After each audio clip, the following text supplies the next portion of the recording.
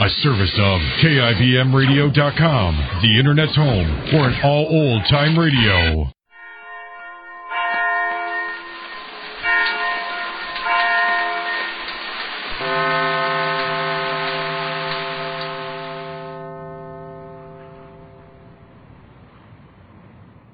Mutual Broadcasting System presents the first of a series of new and unusual dramatic programs, written and directed by Willis Cooper and featuring Ernest Staffel.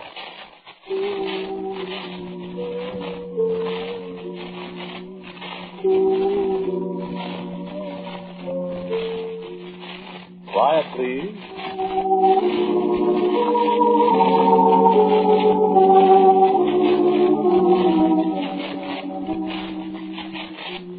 Quiet, please. 6,800 feet above sea level. A little house, maybe 20 feet long, 15 feet wide. It's made of corrugated iron sheets with a high peaked roof. It sort of hangs over the edge of the mountaintop, with nothing but the spikes of pine trees stretching all the way down to Pasadena, better than a mile below you.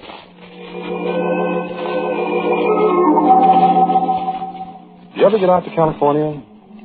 Well, if you do, go up there sometime and take a look at that little house. But look at it through the fence that surrounds it. That's far enough, through the fence. You go out Foothill Boulevard toward Pasadena, but you turn off on Angeles Crest Highway at Black Mountain. Just keep on driving uphill, and you'll get there. Just keep right on going. The top of Mount Wilson is the end of the highway. You ever look through a big telescope at the sky at night, at the things up there? Things so far away you sprain your brain just trying to imagine how far away they are. With nothing between you and them, billions and billions of miles of nothing. I don't know what it does to you, but, brother, I freeze. Listen, do you know there are holes in the sky? No, I mean it. I've seen them. There's a thing in the constellation Andromeda. No, wait a minute. I'm not going to get technical with you. Just listen. There's this thing, astronomers call it the Horsehead Nebula. You know what it is? It's a hole. It's a great big patch of nothing. Just nothing. There aren't any stars there. There's just a hole. No, nobody knows anything about it. Astronomers look at it, they take pictures of it, and there it stays. There it is now and tomorrow and the next day and 1,000,000 years from now. And it's been there always. Yes, it has. It's so far away that what you see now is the way it looked 1 billion years ago, before there was anybody to see it from. And there's lots more of those places. So what's all this got to do with a little house up on top of Mount Wilson? I'll tell you.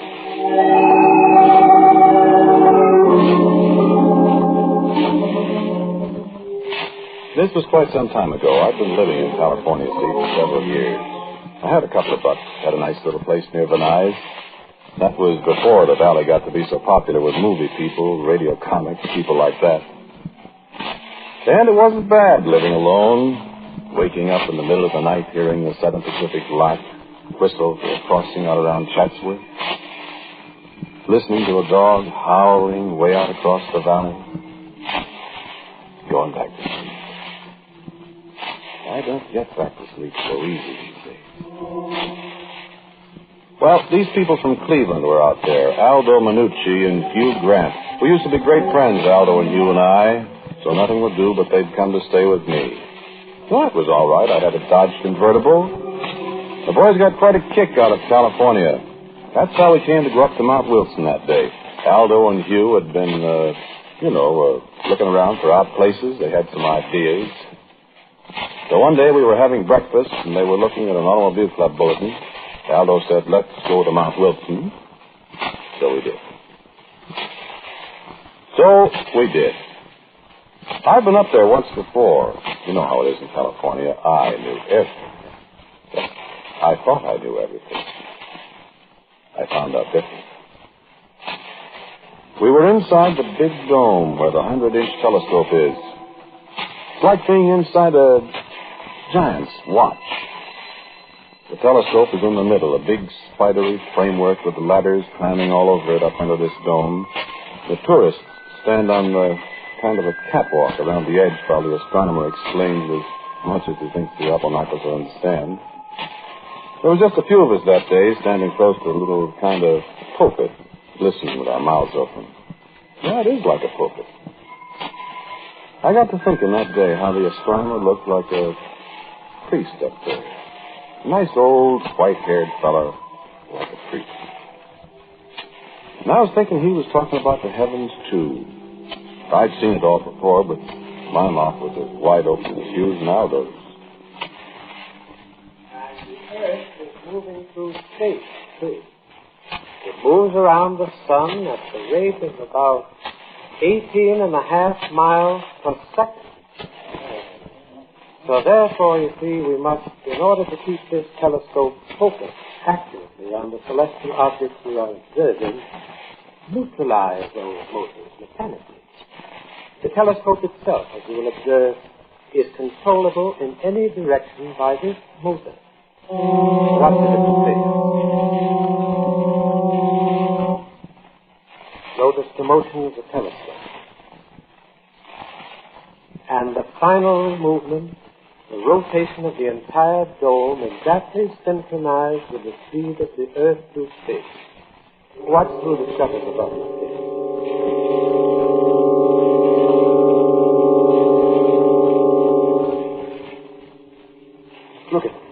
Look across. Yeah, I see. Look outside. We ain't moving. The sky's gone by. Look at you. I see it. It's an optical illusion, Aldo. No, it's not an optical illusion. In relation to space, this spot we are on is standing still. Through these motions here in the dome, the mirror of the telescope is kept aimed exactly at one spot far out in space. What's space, mister? It's nothing. What about the air? There are 2 miles of air, my friend, and then nothing. Huh. Well, stars. Yes, stars. And the places where there are no stars.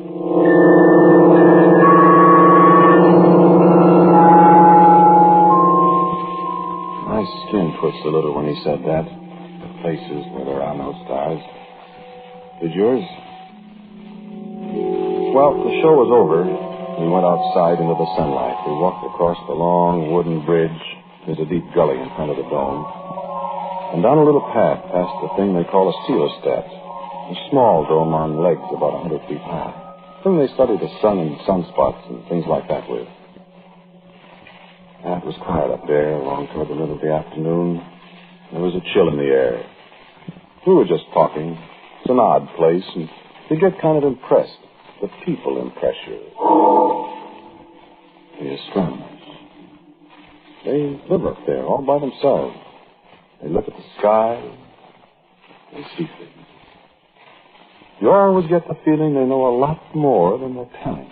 Like doctors. Like priests, I guess. Oh, I said that, didn't I? Well, that's what they're like. The path leads through the woods. Biggest live oaks you ever saw. Leads through the woods over to the old hotel. So I said, hey, how about a beer before we start down, huh? A beer? That's for me. Can you get hard liquor up here, Ross? No, I don't think so. Anyway, I wouldn't want to drink, not with all that mountain road ahead of me. No, sir. Don't take no drink, Ross. I don't want to ride that road with nobody's had a drink of liquor. Maybe you shouldn't have a beer, even. Oh, wait a minute. Beer won't hurt me. Hey, what's this fence for? Yeah? I never noticed that before. That's quite a fence. Have a hard time getting over that. What would you want to get over it for? I don't know. What do you suppose is on the other side where they got this and everything? I don't see anything. Except that little house out there on stilts. Yeah, funny looking place. Fence goes right around it. Ain't there a gate? No, come on. Let's get a beer. No, I want to look at this, Ross. Probably they got something valuable in there. Sure, scientific instruments or something. This place is all full of that stuff. Hey, look. Sign. Huh? Where? Here. Oh, come on. Oh, wait. What's it say? The public is forbidden to pass beyond this fence under severe penalty. At all? Yeah. What do you suppose they got in that place? Don't know. I don't care. Hey, there's a door up at the end of that trestle. Maybe we could get back and get in through that other shed where the trestle starts, huh? What do you want to go in there for? Oh, come on, we got to get going. I'm just curious. You know what I mean. Place might come in handy. Oh, yeah. See? Especially if they keep everybody out like this. Well, the thing must be full of stuff, like Ross said, scientific stuff. Yeah, it might be, might not be. Hey, here comes that fellow that made the spiel up there. No, ask me. He'd know. Well, he won't tell you. Well, we'll find out. Hey, fella. How are you? Hey. Were you talking to me? Yeah. What's in that funny-looking building? Over there? Nothing. Yeah? What's the idea of the fence, then? You don't want people to go in there. Oh, I'd sure like to see what's in it. Said there's nothing in there. You sure, mister? Yes, I'm absolutely. Could we get a pass to go in there, maybe? No. You saw the sign, didn't you? Yeah, it said something about the penalty of the law. You didn't read it very carefully. He didn't read it. I did. Read it again. Right. The public forbidden to pass beyond this fence under severe penalty. See? I see what he means. He didn't say anything about the law. Ah, that's right. Well, then. There are other penalties. Oh. Tough guy, huh? No. Not at all. Well, what does it mean, then? I'll give you a little friendly advice. I wouldn't try to find out if I were you. Oh, is that so? Yes. Do you really know what's in there, mister? Yes. What? Nothing. Okay, lads. Let's go get that beer.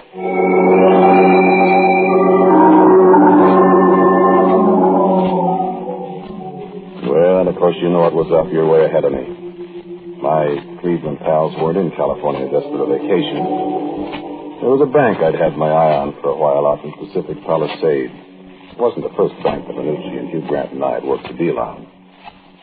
I didn't go much for this place up on Mount Wilson with nothing in it and a fence around it. Aldo and Hugh, well, after all, could you find a better place to stash away some dough?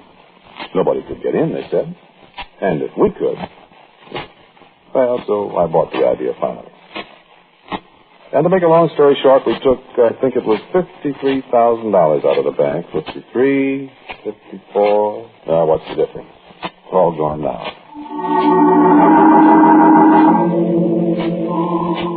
It's a long drive from Pacific Palisades over Sunset Boulevard, then up Beverly Glen to the valley, through Venice to Sunland, down past the sanitarium on Foothill Boulevard to where you turn off on the Angeles Crest Highway. The long drive, especially at 1 o'clock in the morning. That was when we pulled out of Pacific Palisades. It was summer. After you turn on the mountain road, you're not allowed to smoke. You see, a fire warden might come along, and those guys can tell somebody smoking in the car a half mile off. They throw you in a can for it, forest fires. Well, we didn't want anybody stopping us. It was risky enough anyway, because practically nobody ever drives up there late at night. Well, early in the morning, I mean. Well, we didn't meet anybody. All three of us were jittery with no cigarettes. That road. Stepping up in daylight. Boy, in the dark. It was 4:30 when we got to the top. The hotel was dark. Cabins were dark. What the sky? It was just like socks with stars. Why I could put in and reach up and touch it. I remember the old guy in the 100-inch dome. Nothing between us and the stars. And down below, well, if you've ever been up there at night, you know what I mean. Just like looking down at the stars. The lights are 17, 18, 19 towns. Pasadena, Los Angeles, Hollywood, Venice, San Fernando, Culver City, Santa Monica. It makes my hair stand on end when I think of it. And I haven't seen it for never mind how many years. Well, we stumbled through the pitch dark. We got off the path 3 times, nearly fell downhill. And, brother, that'd be a fall. We still couldn't risk a cigarette. It was dark. Hugh Grant was in front, then me, then Aldo. We each had briefcases.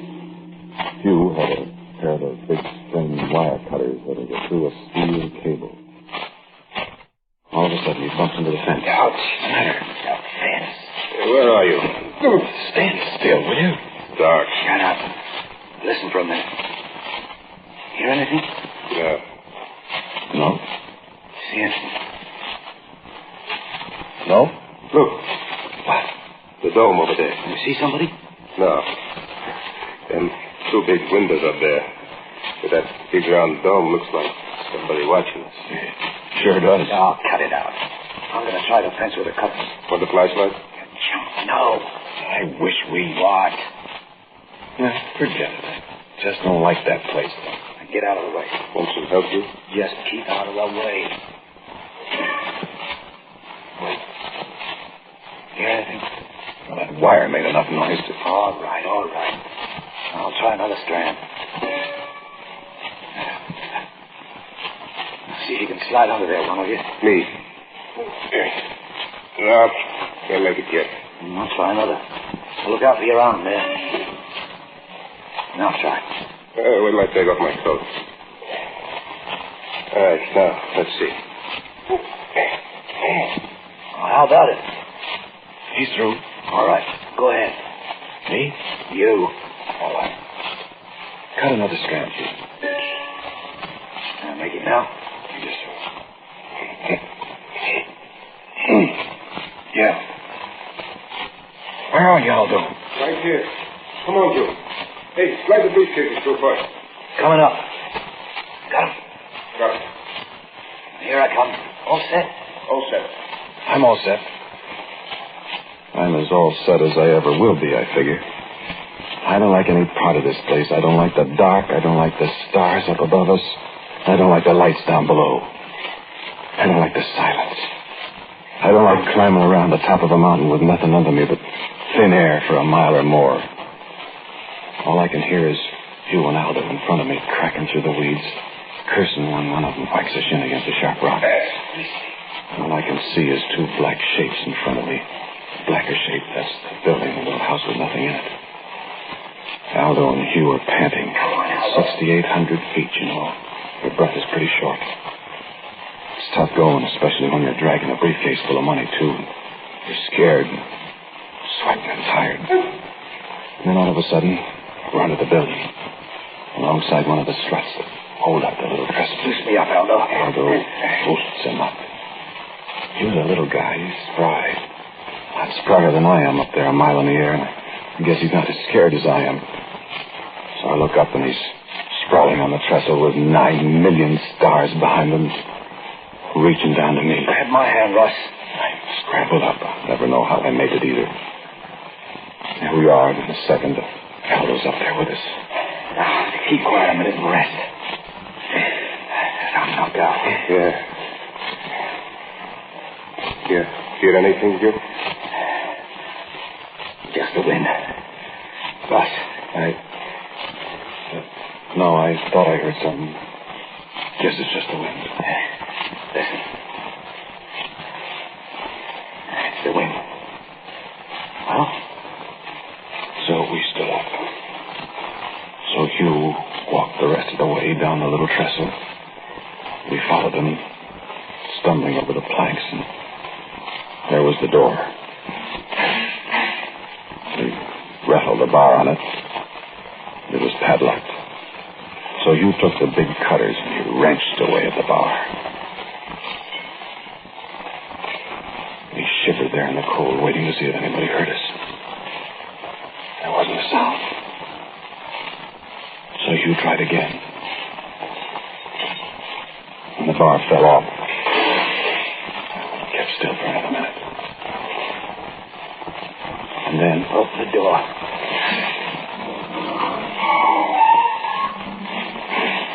Hey, where's the flashlight? Wait. Nobody can see us. Put your fingers over it and turn it in there. Okay. I don't see anything. Well, the guy said there was nothing in there. Can't see a thing. Open up the light a little more. I got it open. So black in there. There's something the matter with the light. Oh, there ain't. Look. Turn that light off me. Well, look now when I shine it inside. Nothing. Well, there's got to be something in there. Nothing, the man said. Can't even see the floor. Well, I'll find out if there's anything in there. No, don't go in. Can't tell what's liable to be. Well, look out. I'll toss a briefcase in. No. Throw the wire cutters in. Oh, where are they? Here. Of the might, look out, will you? Keep still. You'll wake up the dead. Well, nobody heard us, I guess. A shot with luck tonight, no kidding. I'll give you them cutters. Here. Shine the light in there. Sure can't see anything, can you? Throw him in. Get out of the doorway. Keep the light in there. Go ahead. Throw him against the far wall. All right. Look out. Where'd they go? Tossed them hard enough to bounce. Move the light around. I can't see a thing. I can't either. There ought to be. The light just kind of seems to... Oh, cut it out. There's probably some kind of stuff on the floor. Powdered. Maybe they fell into it. Here, stand to one side, Ross. What are you going to do? I'm going in to look around. You got a gun, Aldo? Just this little 32. All right, come on. Russ, you stay here and watch and listen. I wouldn't go in there, Hugh. Nobody asked you to. I'm going. Come on, Aldo. Now listen, you.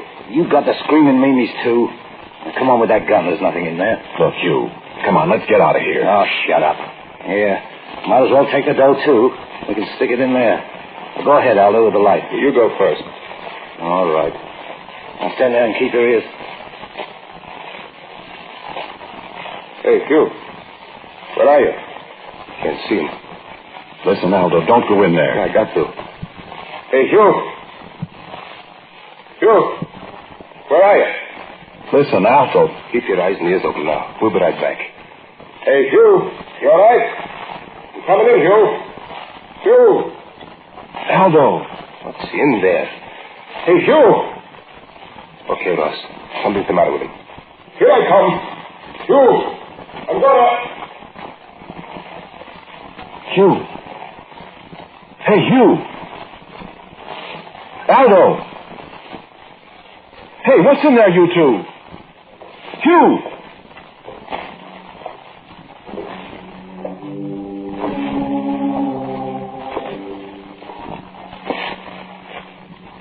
I can see you.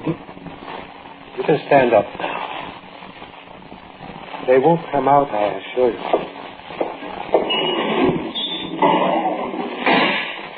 Come on, stand up. I've got a gun. No, you haven't. Stand up. When my friends come out... They're not coming out, my friend. Stand up.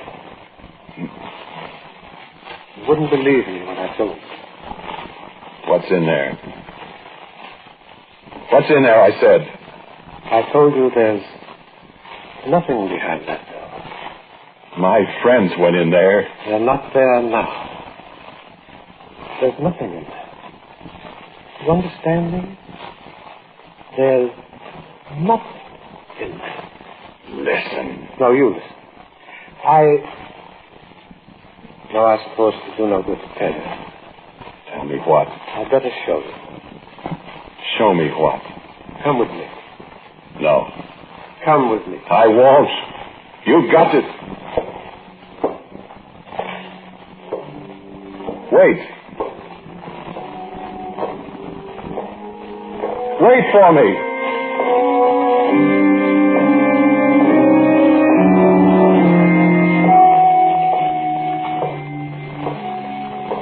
Across the little trestle, away from the door, he closed on my friends.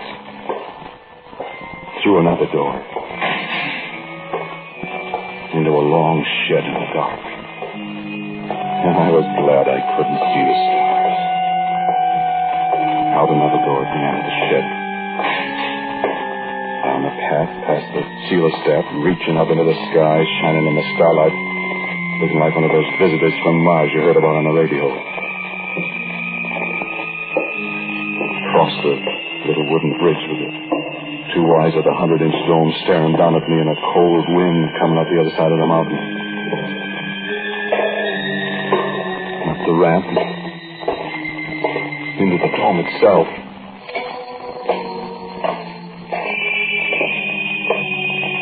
And up the iron stairs. Follow me. A little yellow light at the head of the stairs, and then out on the catwalk in the dark with the floor 40 feet below us. Up another ladder. My legs are getting tired. Up. Follow me. Up another dizzy ladder. And another. And across another spidery walk. Here. Sit in this seat. I can't speak. My throat is dry. My legs are trembling. I'm icy cold in that great dome out far above the floor. I can't tell you. Sit still. You won't fall. Sit still, I said. You'll have to be sure. Wait. Magnetic declination. You can look now. Look. At what? Look through the telescope. No. Look, son. What do you see? Stars. Millions of stars. Wait.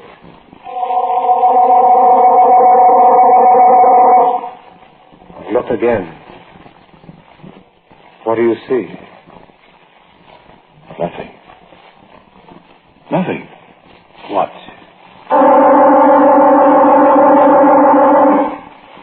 Now? Stars again. Millions. No, a black cloud. Now? Nothing. That nothing you see is 1,000,000 light years away. What is it? There's nothing there to see. My friend, there are scores of places in this universe where there's nothing. Far places, near places. Do you understand what I mean? Is that what you meant when you said... When I said there's nothing behind that door? Yes. Well, where? Your friends? Your misguided friends? I don't know. Perhaps. Take your eye from the telescope. Wait.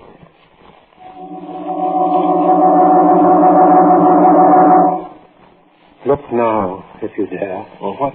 Look.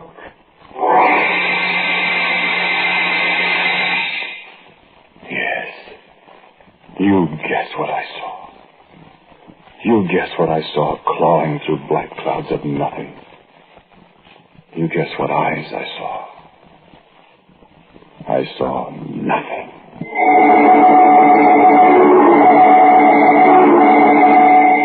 Yes, the little house is still there on Mount Wilson. You can go look at it if you want to. But don't go too close. Maybe somebody will tell you it's just a place where they store equipment. Maybe. Why do they keep the door locked then? Well, just one other thing.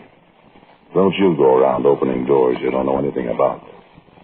There might be nothing behind one of them.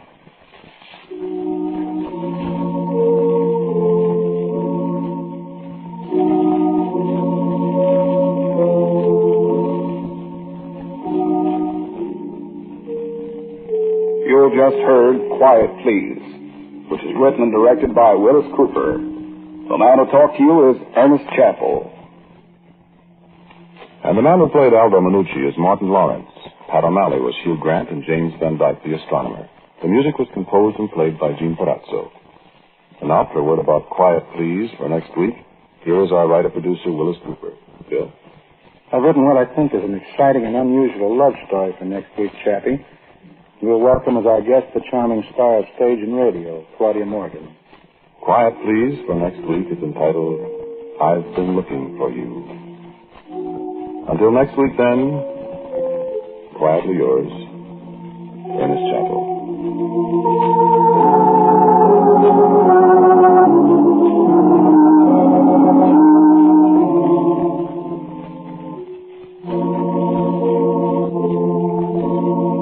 This is the Mutual Broadcasting System.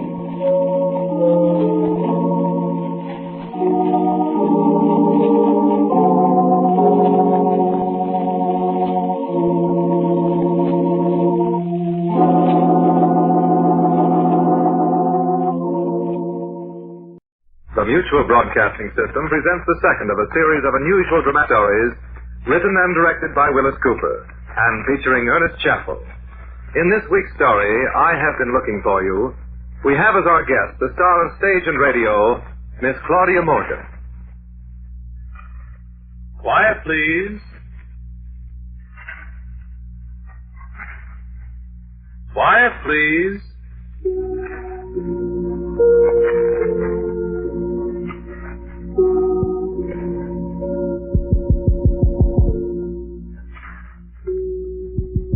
Story is entitled, I Have Been Looking for You.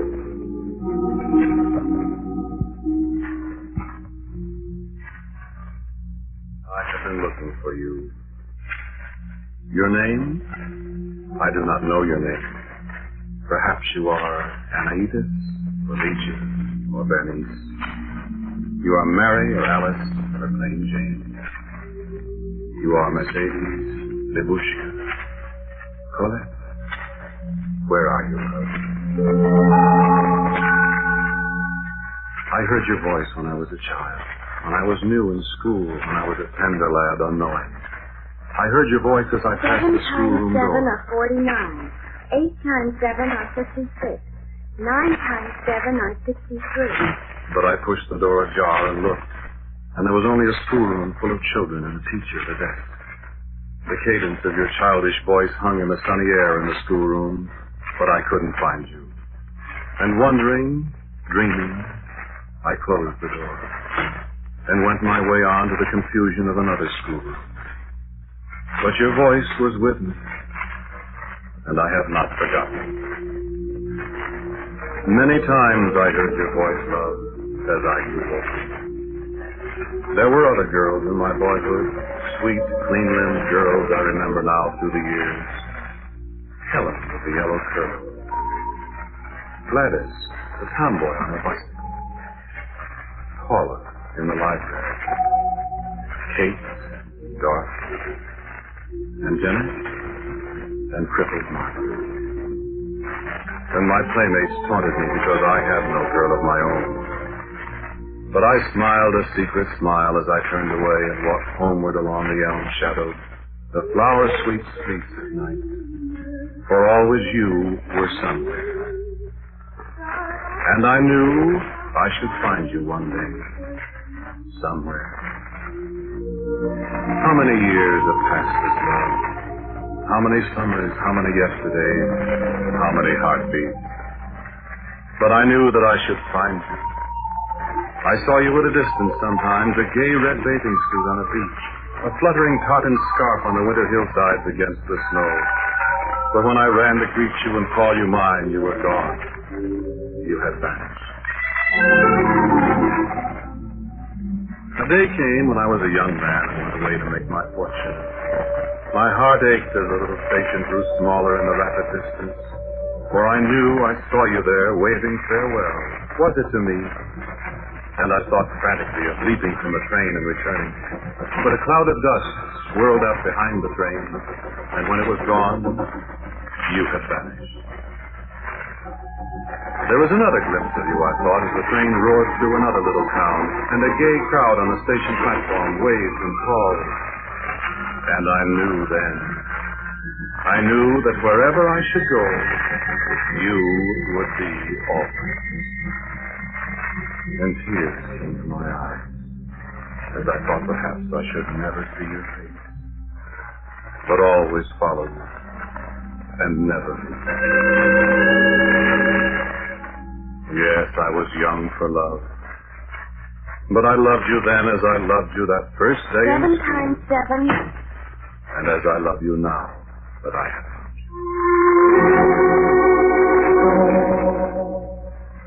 I knew you followed me. I heard your footsteps down the summer dark street, with the flickering old streetlights casting shadows into the lilac bush. And the scent of the lilacs is what you've been saying so many times. Why have I never seen your face? Or have I? Tell me. I love you. I've seen your shadow pass my window. I've heard the distant echo of your voice. Since you were always near. My dreams have seen you, but you evade my seeking eyes. Do you remember a wide white beach on a summer day? And the high white clouds, and you were alone, and I was alone? I remember. I remember. I conjured you up out of the sound of the waves in the sand, and the rhythm of the surf was the beating of my heart. And the sound of the wind in the dunes was your far-off laughter that I heard. And I ran along the beach searching for you. Your presence was strong in my heart. And I cried out. I was heartsick. Then I was afraid. I swam far out into the remorseless waves. I became weary and hopeless for you. The waves fought me. They bore me down. Then I dreamed there were strong arms about me. And I opened my eyes to the sun and breathed again. And the salt on my lips I thought was not the salt of the sea, but the sting of a fading kiss. But you were gone. Then I knew my life was yours. And I was very happy for a little while. And very sad.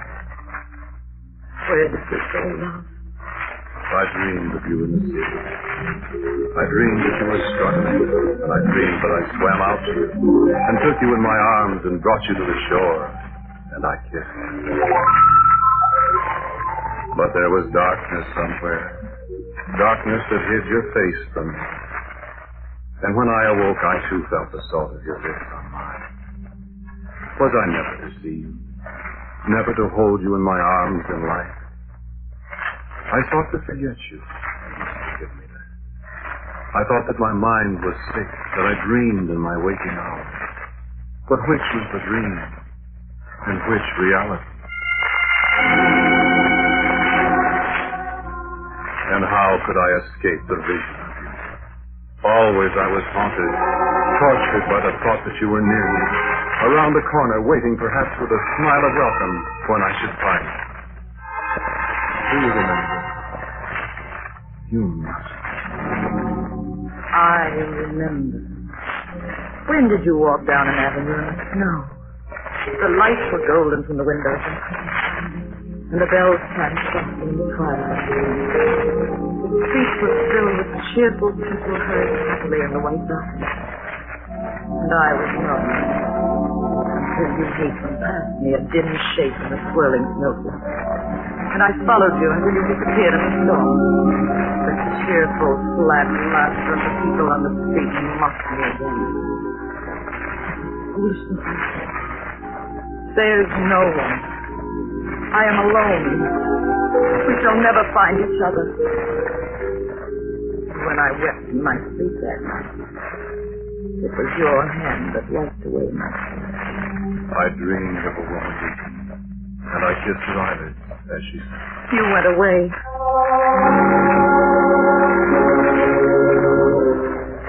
We were new to the war that Christmas season, and even as the reluctant bells rang in a new year, I went away. I remember the gloomy, cold station. I remember the unhappy sergeant shepherding 24 motley civilians away from the lights of the city to the drafty cars that were taken somewhere. There were few to see us off that New Year's Eve. A policeman who watched us silently as we staggered across the platform. And an old man who offered us his supper and mumbled of his days at the wars of Siboney and San Juan, the girl he left behind him. And a group of belated commuters turning away from us to study the blackboard when the train arrived.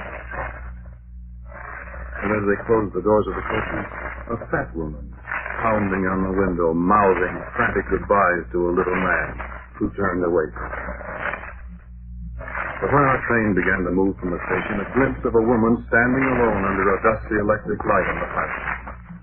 And then I knew, as I remembered once before, that I could never wholly go away from you, that we belonged to each other, though I might never see your face.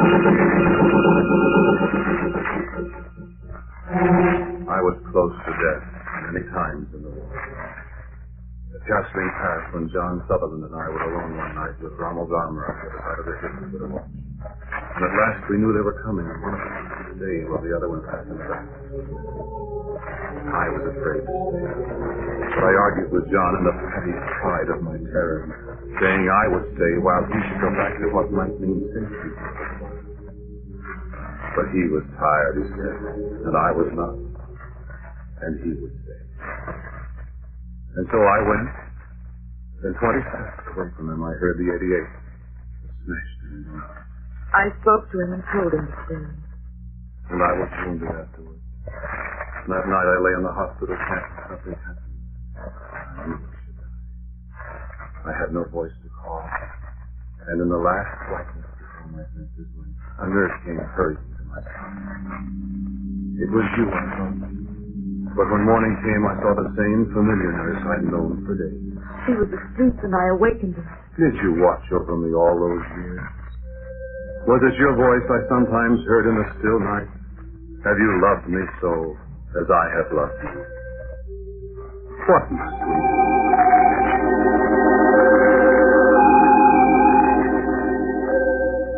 I have been looking for you for so long, but such a time went by.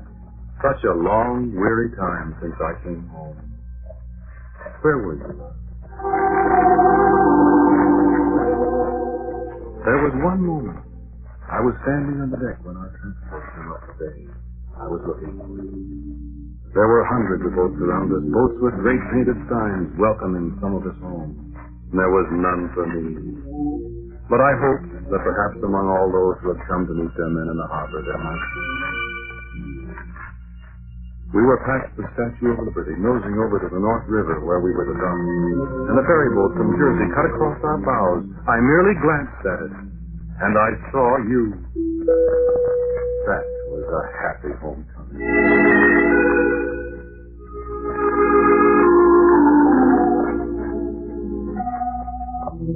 But when I came back to New York, when I took off my uniform and went to work again, you were gone. I searched for you. I looked for you everywhere. Where were you? What had happened? 2 years went by.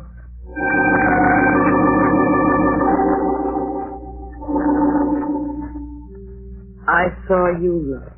They said in the hospital that I would never get well. I heard the doctors talking. And at night sometimes I talked to you. But I knew you didn't hear me. The cord was broken. I couldn't reach you. I saw you many times.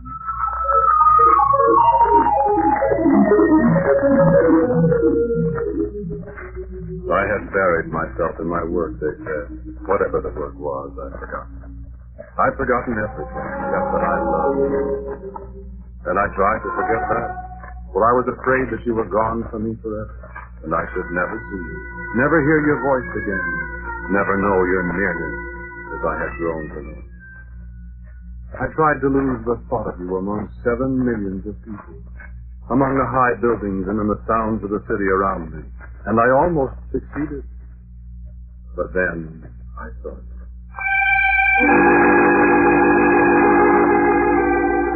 Do you remember where I saw you? In the very center of the town, surrounded by men and women of 100 races. In the midst of a babble of sound, in the midst of hysterical, never-ending motion, in colors and darkness and flashing, searing lights. It was a summer evening, hot and humid.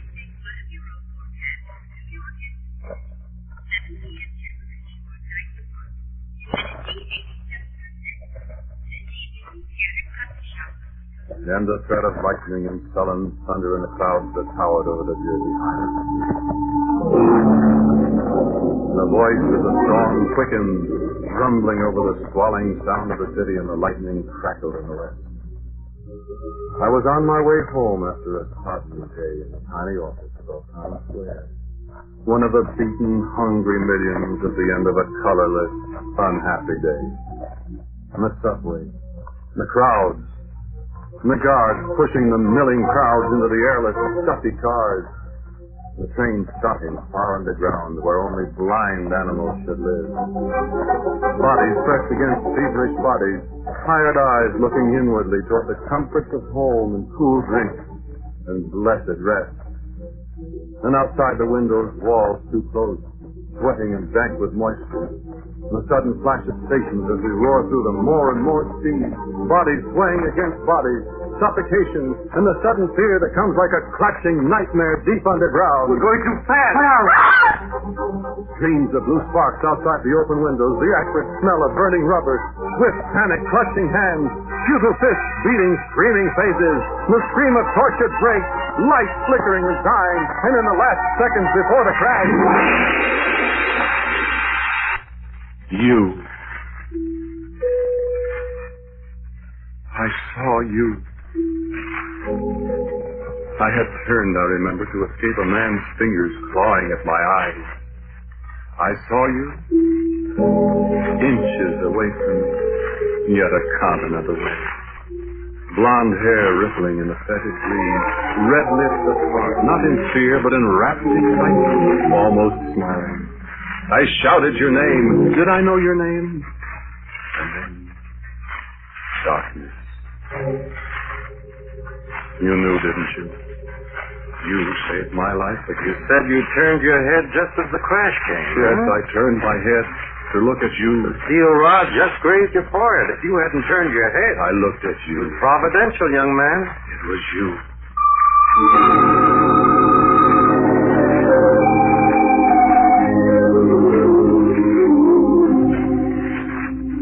I knew you were there, among all these scores of frightened, screaming men and women. I knew you were there. And I saw you. In the last flickering of the light, I saw you. And then you were gone. Forever, I thought. I thought you died in the subway wreck.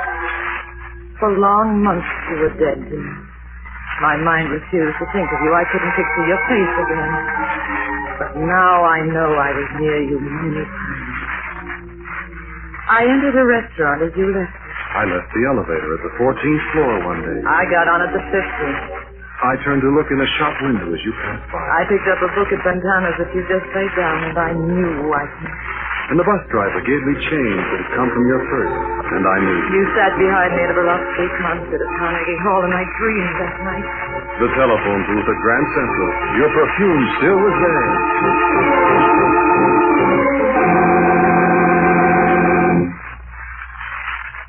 All those long months, years. There were long times when I never saw. Times, I'm afraid, when I all but forgot you. And then I'd see a picture of you. A happy group celebrating something some night time. And there you were. There was your face, dim and smudged with ink, half turned away from me in the back. And I was off. Off to walks in the park, hoping to hear footsteps that had grown familiar through the long years. Off to a pub crawler on 3rd Avenue, drinking a tin Costello's, P.J. Cross, listening to the cadence of a voice that might somehow be there. And off on the top of a 5th Avenue bus, off on the Staten Island ferry, or an expedition through the theater crowd to take a time. Ah, my love, I have looked.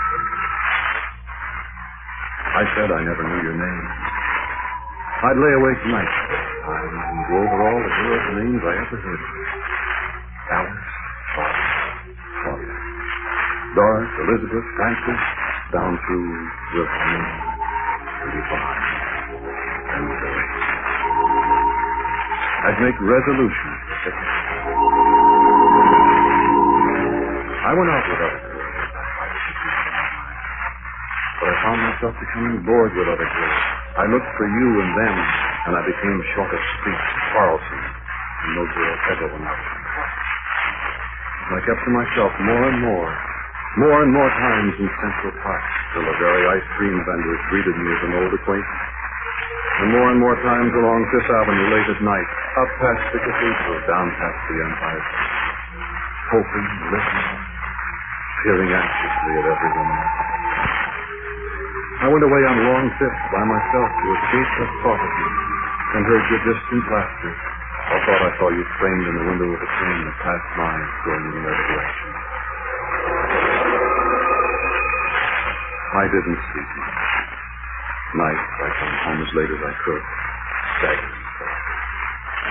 I closed the door and shut the city out.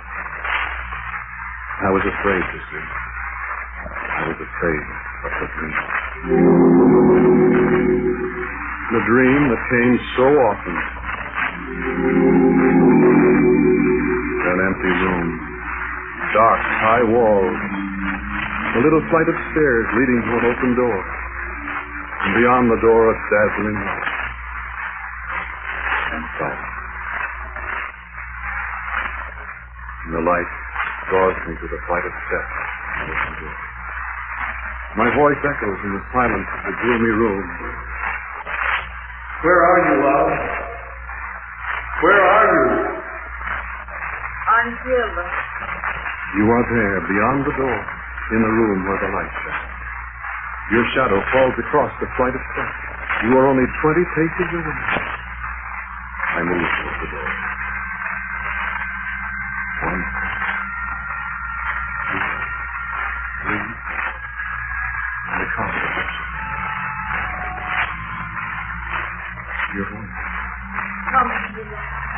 Another. Is that a hand on my shoulder?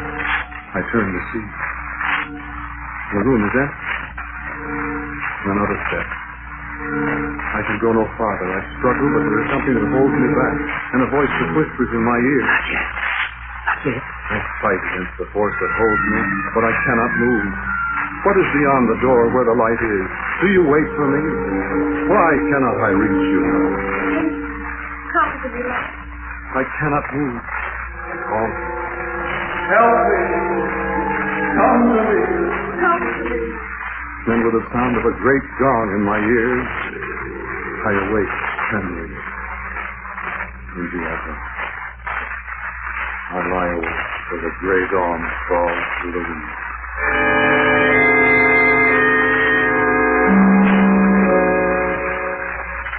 The dream came to me last night.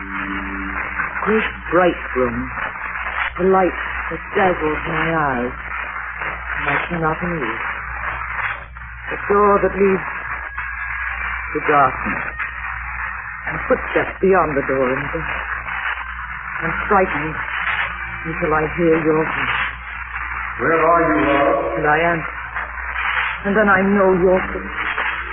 Coming to me from the darkness into the light that dazzles me. But the footsteps end. And the light burns my eyelids. And the great gong comes. My hand was on the very lintel of the door, and the radiance of the light within struck my eyes and blinded me. And again I awoke, trembling. Did this mean that I was doomed to find you? Am I to see you? To hold you in my arms? What can I do?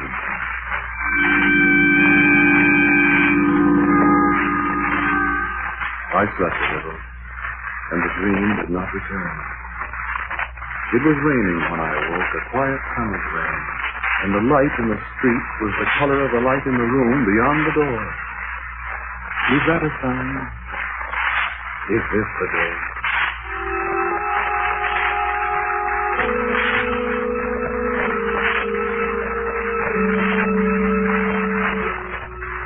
It's raining. I dreamed of a voice that I knew. I asked him to come to me. Is this the day? The dream a message from somewhere telling me that this is the day. I dress hastily, and I see that it's already 8 o'clock. Perhaps I shall meet him. I shall wear my new scarlet raincoat. I'll know him when I see him. Will he know me? I'll see. Outdoors. Rain. Good luck, a taxi cab. Shall I meet him today?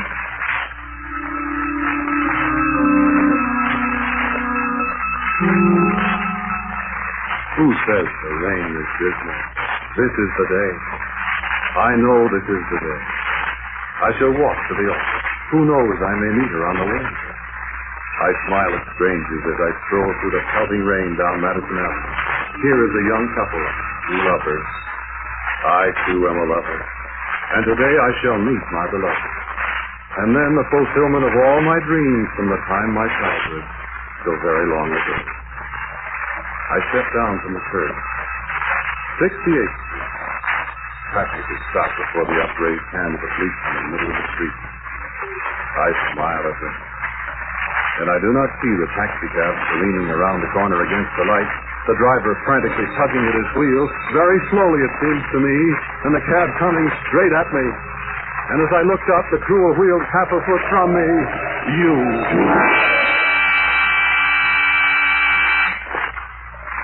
And then, they moved.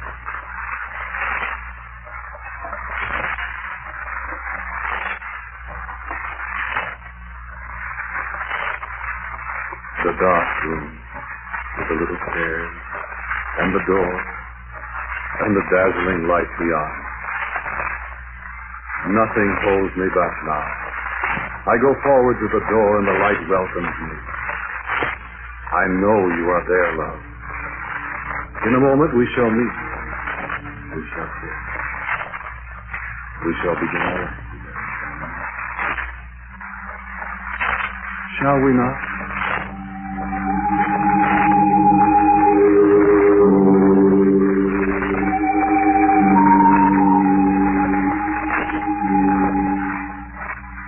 Love, where are you? Love, I'm here. With you, Cornelia.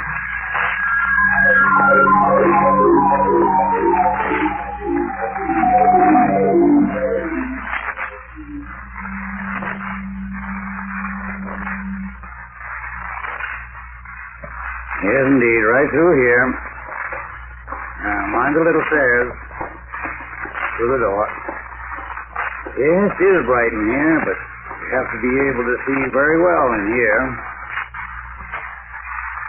This is the one. The man that was killed by the taxi cab. No. There's no identification at all. This one? This was the woman, the passenger in the cab. She died of a heart attack at the very instant. No. No identification for her either. Yes, it is strange. Both of them smiling as if they were the happiest people in the world.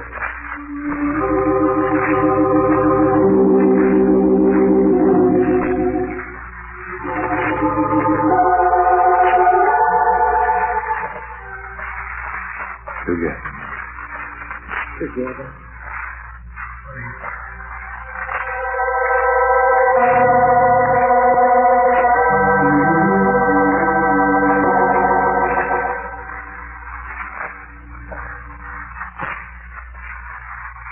You have listened to I Have Been Looking For You, the second in the series, Quiet Please, which is written and directed by Willis Cooper. Ernest Chappell was the man who talked to you, and our guest, Claudia Morgan, was the woman. Thank you, Claudia, for being with us. Others in the cast were Peggy Stanley, C. Wayne Gordon, and Martin Wolfson. The music was composed and played by Gene Palazzo. And now for a word about next week's Quiet Please story, here is our writer-director, Willis Cooper. Bill? For next week, I've written you a fantastic story that I hope may give you to think as well as entertainment. Its title is We Were Here First. So, until next week at this time, quietly yours, Ernest Chappell.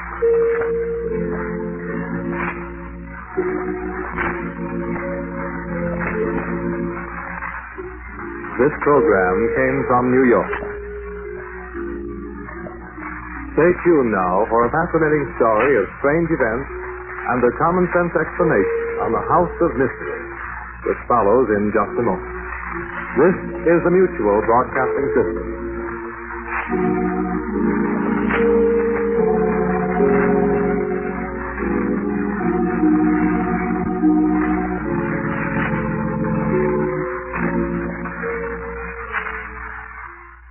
Quiet, please. Quiet, please.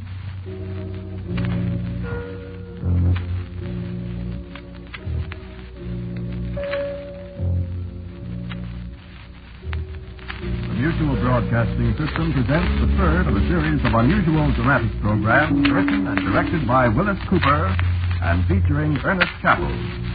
This story is called We Were Here First.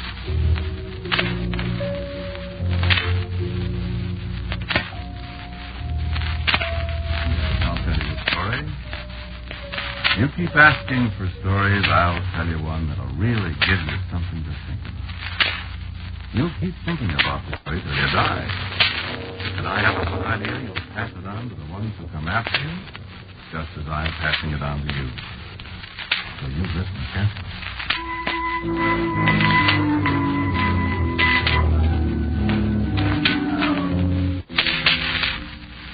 This one doesn't start with once upon a time.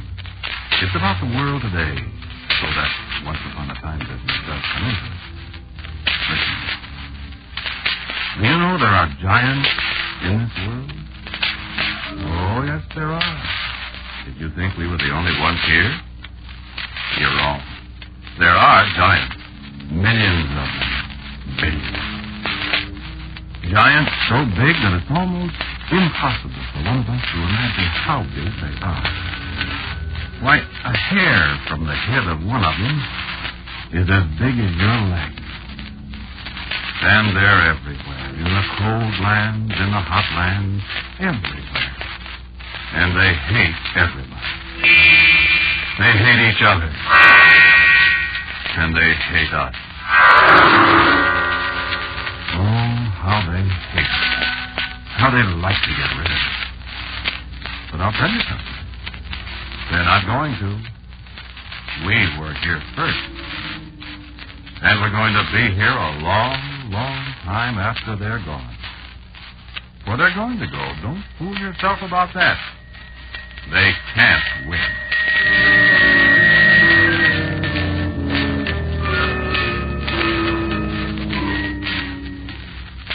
But it isn't going to be easy. Don't fool yourself about that either. They've killed an awful lot of us in all the millions of years they've been on this earth. And I may say we've killed quite a few of them. We've killed more of them than they have any idea. And that, my child, is quite a trick when you consider the difference in our sizes. How big are they? Well, that's hard to explain. We're all different sizes, you know. Some of us are small, some of us big. There are fat ones amongst us, thin ones. And they're the same way. But on the average, I should say they're, about 150 times as tall as we are. Oh, yes, 150 times our size. That mountain. But there's an old saying, child, and this is something you want to remember. The bigger they are, the harder they fall. I don't want to give you the idea, though, that it's going to be easy to win. I've nearly lived my life out, and there's just as many of them as ever. You'll live your life out, and your children and your children's children will live and die in generations that you can count up in trillions, and they'll still be here. And we'll, all of us, pay an awful price in that time. But we breathe fast, and our families are larger. Then one day there'll be no more giants in the earth, and we'll have it all to ourselves. Brethren dwelling together in unity.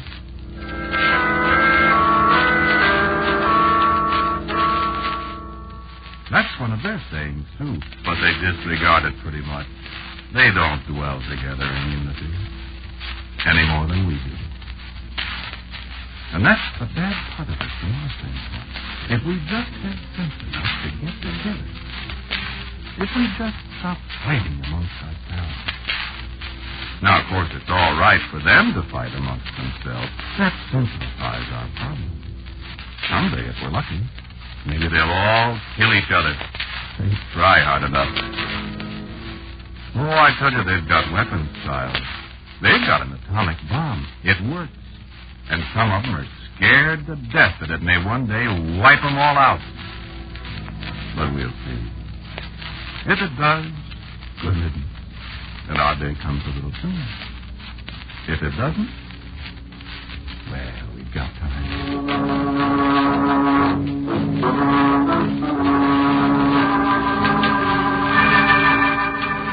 They've got to talking lately about biological warfare. Germs, you know? You know where they got that? From us. No, they don't realize how far ahead of them we are in biological warfare. I could tell you some things, but there are secrets that even I can't tell. They'll find out, though. Remember, the bigger they are, the harder they fall. It's a mighty comforting thought. Something else to think about, too. As I said, they hate us. But most of their time is taken up in hating each other. So they don't have the time to attend to us as they should if they want to continue to exist. They're absolutely ruthless, though, when they do think about exterminating us. I know. I nearly got it once. Want to hear about it? Well, can you take it? Well, this is just one of the concentration camps they run in between the times they're planning how to exterminate each other. They call this place New Jersey. But it's not New Jersey to us. Some of us call it Thanatopolis. That's Greek. It means city of death. Greek? Oh, the Greeks lived on this earth a long, long time ago. There's some of them left today, but they're not the same as they were then. They got careless. All that's left of their glory is words like Thanatopolis. Words that have the sound of death in them, child.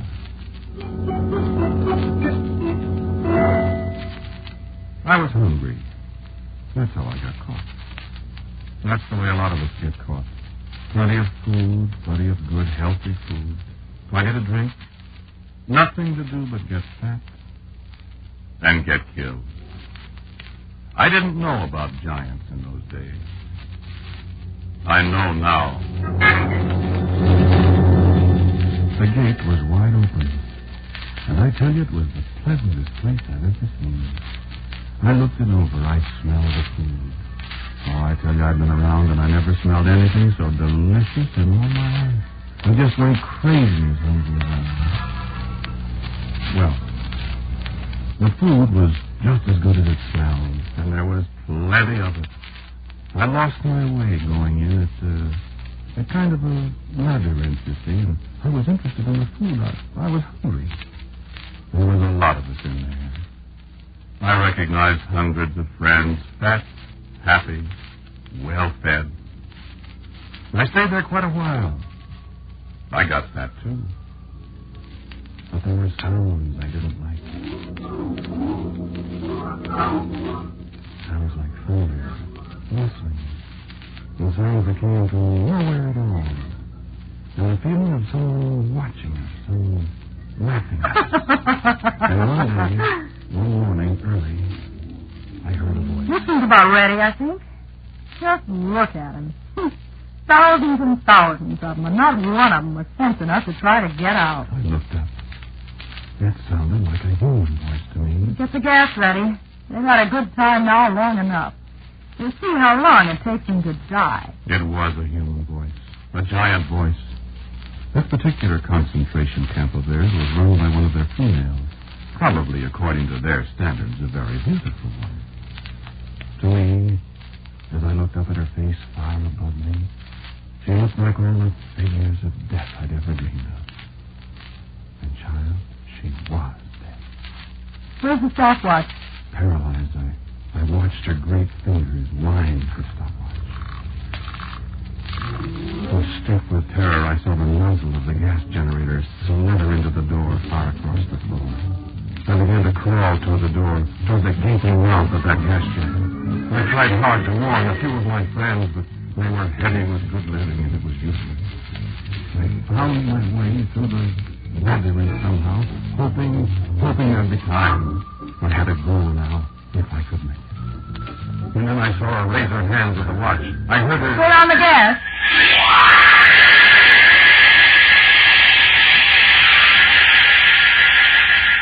One tiny whiff of the gas, one short, infinitesimal breath of it, and I thought my heart would leap through my body. My eye had bulged, and my legs refused to hold me up. I fell and staggered again. And as I stumbled out into the blessed freshness of the air, I heard the sound of her papa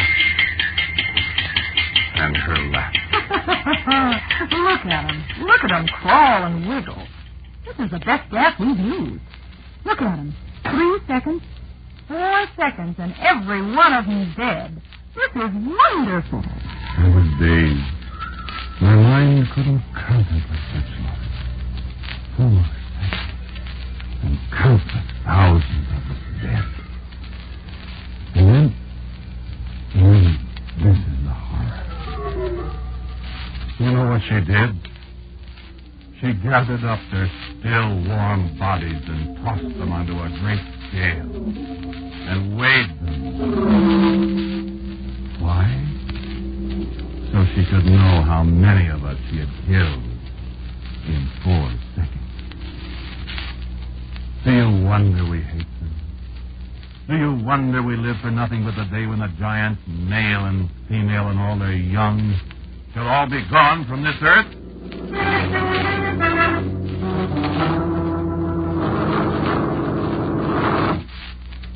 So you see, it must be us or them. And I swear to you, Tom, we'll stay. We were here first.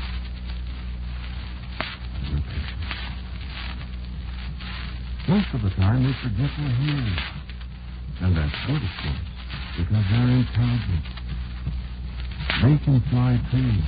They have marvelous instruments that help them perform amazing things. They've got radar, for instance, but fortunately for us, their radar won't pick us up as ours does them. They've got methods of communication, but theirs aren't as good as ours. And the amazing thing is that most of the remarkable inventions they've thought up and perfected are used for fighting one another. Let them keep on inventing like this. Because, you see, there's one little point they never seem to think about. They fight amongst themselves. But we fight against both sides. And you know who wins their wars? We do, child. We always have. We always will. We spy on them, baby. No matter where they go, there's always one of us near them. There's not one single word spoken in the giant world that we don't hear. No matter what they plan, we know about it. And they're never free from us. They plan for their pleasures, and we prepare to spoil their pleasures. They plan for wars, and we mobilize our expeditions. They pray, and we hear them. And we answer their prayers sometimes with death.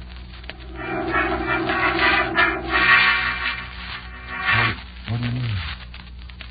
How? You think it's hard for a being our size to kill a being the size of a giant? It isn't. You see, in the first place, we're willing to sacrifice 1,000,000 of us to kill one of them. No, it's true.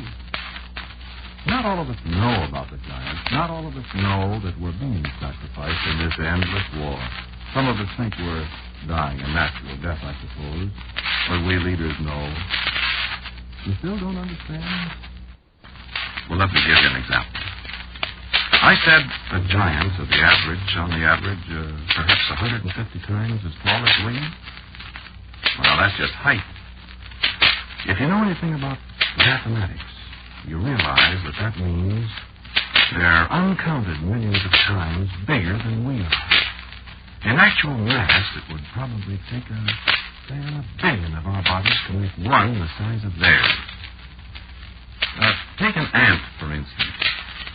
How much bigger is a man than an ant? You see?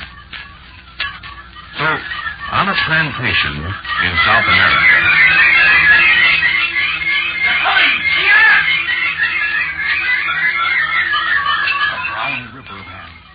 toward us in a straight line, in a column 50 feet across, miles long.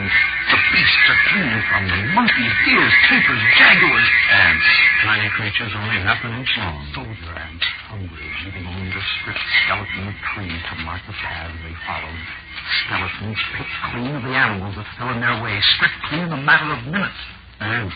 Tiny creatures only half an inch long. They're coming. We've got to fight them. Fight them with flowing strings of water. And they come on. Fight them with jets of oil. Open the tanks. Drown them. Then some die, but they come on. Fight them with fire. Hey, fire here. Set the oil on fire. And some die, but they come on. Run, run. Don't let them get you. They poison in their jaws. Run. Then the brown river flows remorselessly on. Tiny creatures, half an inch long. Then behind them, as the end of the brown river disappears, a clean white skeleton and desolation. So you see, it isn't size. It's hatred and the will to conquer. And it's numbers. The bigger they are, the harder they fall, child.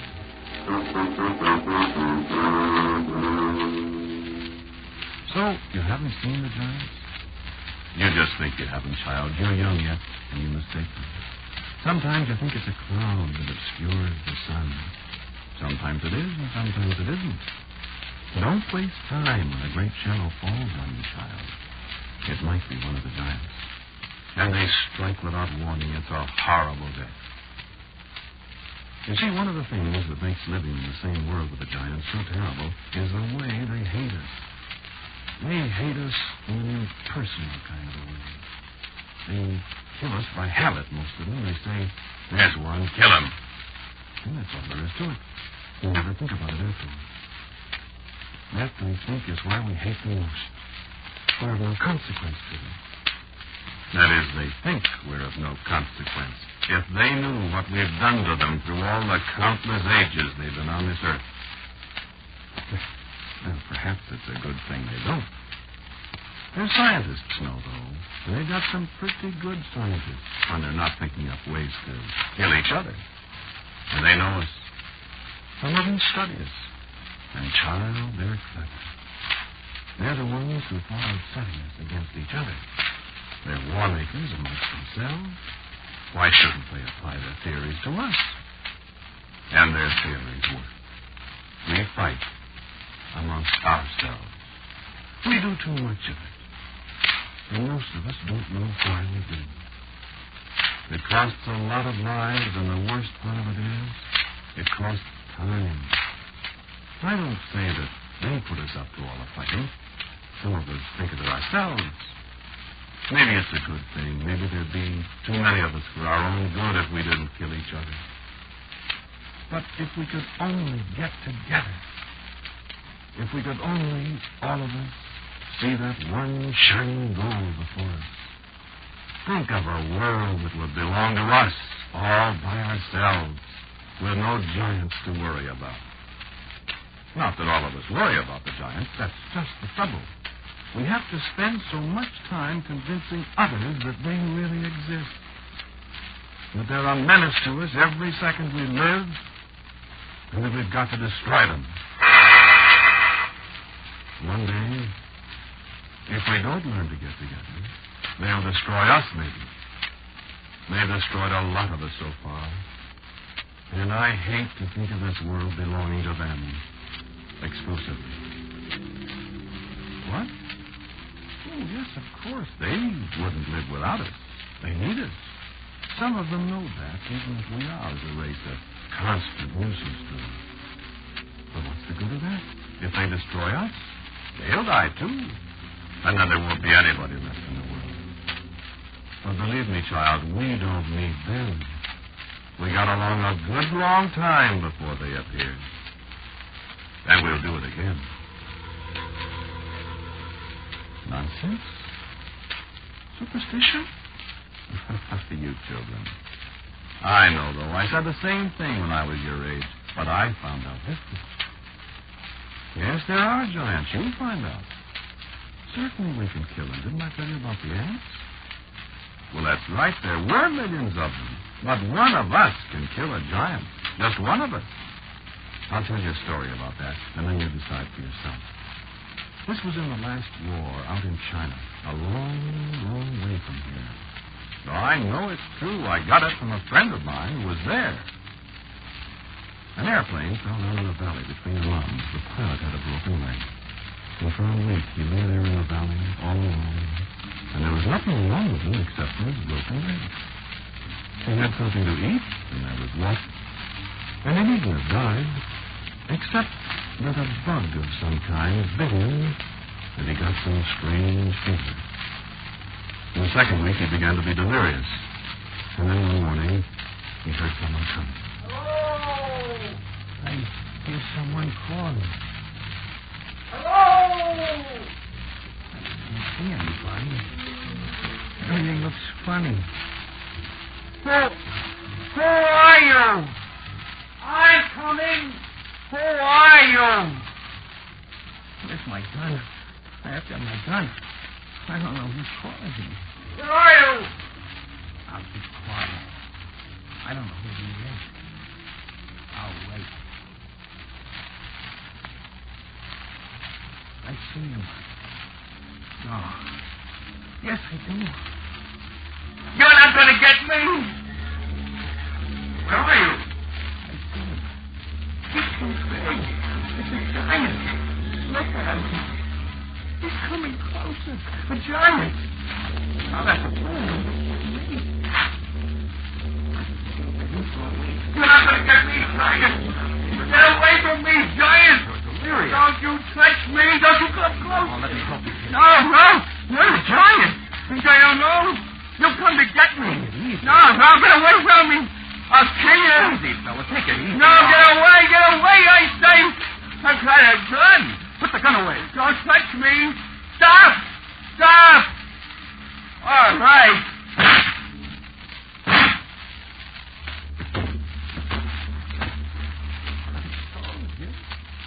I told you I'd kill you. I killed a giant.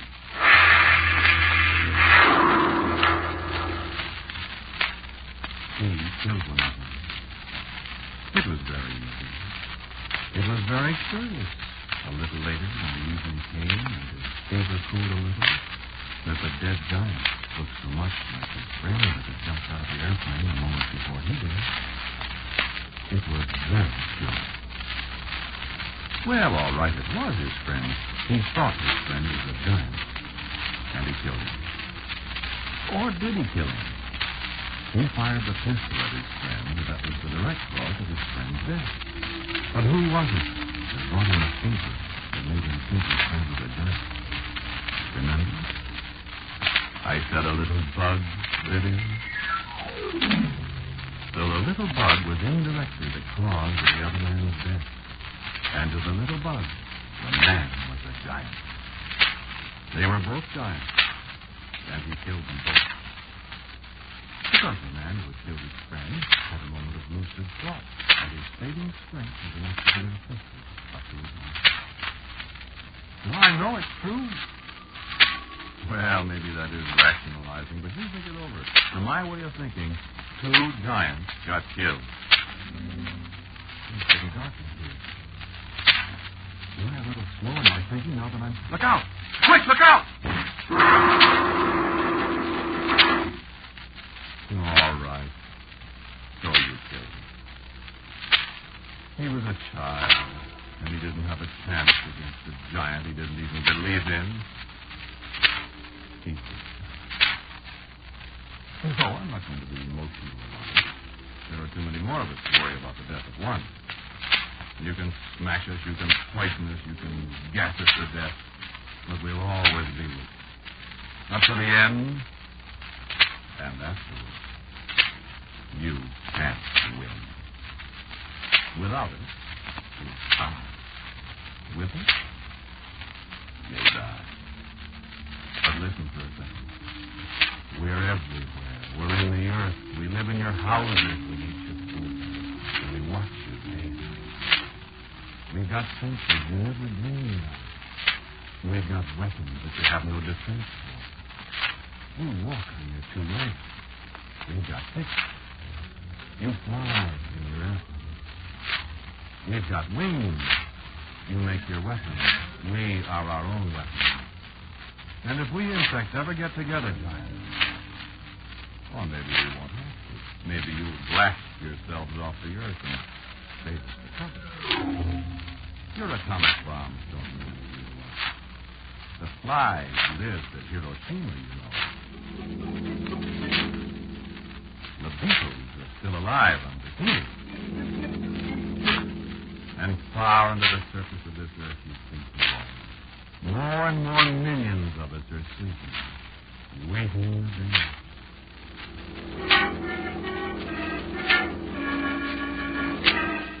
Giant, we'll always be there.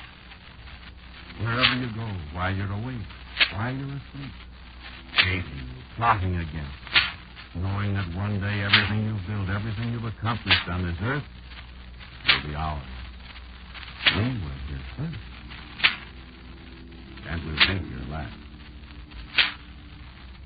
There's a sign, isn't there? And there's a cloud of gnats somewhere outdoors waiting for you and all the rest of the giants we hate. Are you the one that was bragging about the, what did you call it, DDT?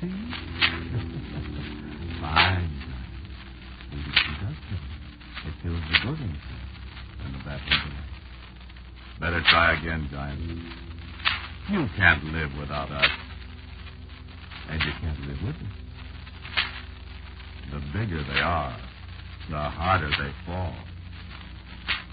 We were here first. Think of that some night when a fat moth blunders in your bedroom window. Maybe he won't be blundering, Giant. Maybe he'll be fine. And remember, we're giant killers.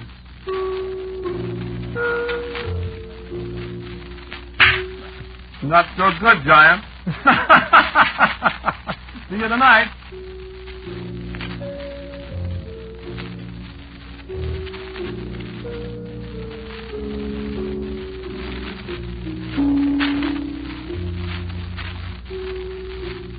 You have listened to Quiet Please, which is written and directed by Willis Cooper. The one who spoke to you was Ernest Chappell, and the others were Nancy Douglas, Walter Black, and Kermit Murdoch. The music was composed and played by Gene Perazzo. And now for a word about next week's Quiet Please story. Here is our writer-director, Willis Cooper. Next week's story is called The Ticket Taker. I think you'll find it intriguing and entertaining. And so, until next week at this time, I am quietly yours, Ernest Chappell.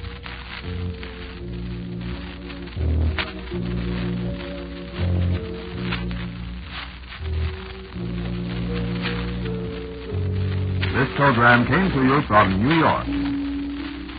Stay tuned now for a fascinating story of strange events and their common sense explanation on The House of Mystery, which follows in just a moment.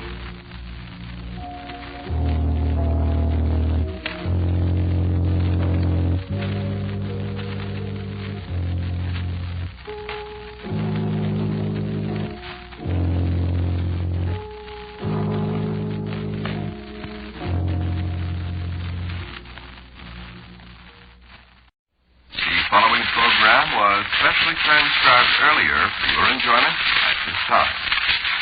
Quiet, please.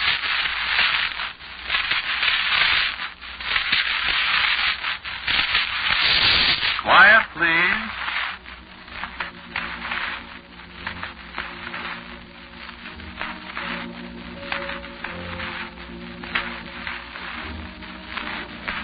This is the fourth of a series of unusual dramatic stories written and directed by Willis Cooper and featuring Ernest Chappell. Today's story is called The Ticket Taker.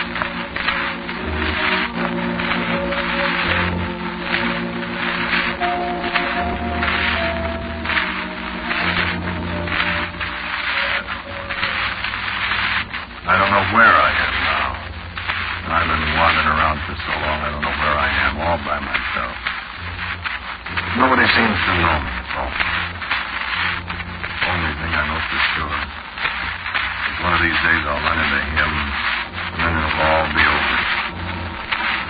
I keep listening for him. Every place I go, I keep listening for that jingling, the shuffling footsteps, and that crying voice.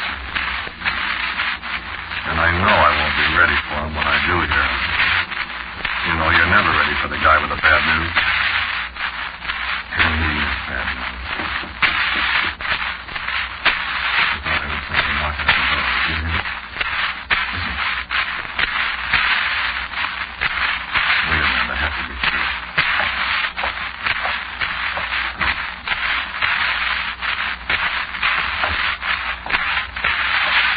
There's nobody there. Guess I'm hearing things. Don't mind me, I'm always listening. You ever do that?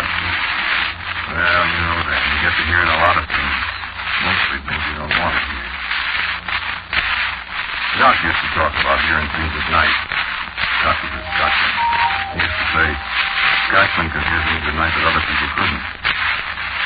That guy could tell you stories that make your hair curl. I wish I hadn't listened to so many of them. There was a thing he used to say. I can't do that Scotch dialect. But it was about witches and warlocks. Things that gangs bump in the nick. Things that gangs bump in the nick. I got my share of them, brother. I listened for them.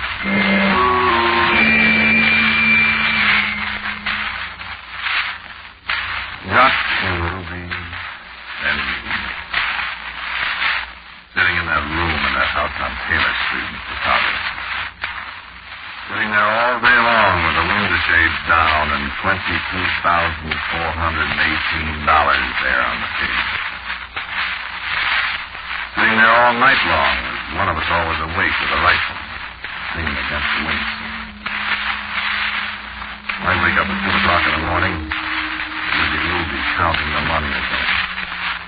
And the little red glow that came in the window from the neon light in the saloon across the street.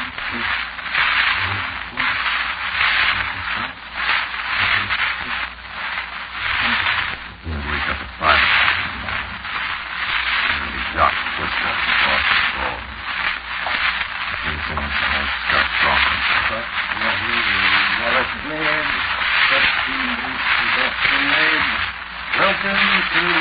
Shut up, will you? Oh, they wake me up early. I'm sorry, I wasn't thinking. Did you get me sleep there? Just for a while. No, that's hot. See anybody? There's a lady stopped each side of the 3 hours ago. But he was waiting for a woman. Now listen to him talking. The sun's up. Gonna be another hot day. What time is it, Jock? 5. Wake up, Ruby.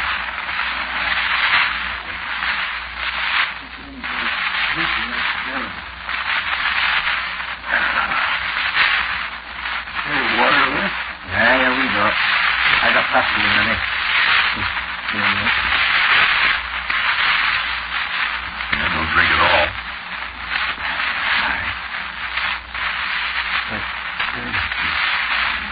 Friday.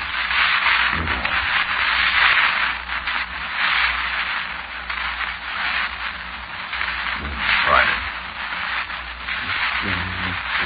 9. Go downstairs, Ruby, and see if the old lady's got the coffee ready. I am. Tell her to get the paper. Yeah, have her get the papers, too. Tell her to get them. Oh, I want to get out of here. Oh, it'll be off. Maybe not to leave it today. I'm just carried away. When I leave, I want to leave for good. Go ahead, Ruby. All right. How much longer do you think I live? Not much, I hope. Well, they got Ruby in the deal. You can't hold them. You know they haven't got anything on them. If I was Diddy, I'd get the steering deal. Keep your eye out that window. No worries. I think we're getting away with it, aren't we? Okay. Oh, boy, I'm hot. Hot in more ways than one, laddie. Hot in more ways than one. It's a bad joke. That's a strictly no good joke. But it's true. We are hot. Hot in that $2 pistol. Frank Gaffney died yesterday at Transplant Hospital with a row of bullet holes across his belly you could see through. And if Frank's boys ever find out who did it, somebody's going to die the hard way. I was glad to come back to the yard. Now, don't you, Frank? Ready to laugh. Everybody knows Dee Brandish was Frank's worst enemy. Dee shot off his mouth a lot of times about taking undertaker bait out of Frank. Dee oughtn't to drink so much. So what happened? Frank gets a row of 45 caliber kisses across his front porch, and boom, everybody's hollering for Dee. Even the cops go for it. And before you can say yuck, she marched Dee's in the cab. Frankie's boys are loose and polishing cannons for Dee when he gets out.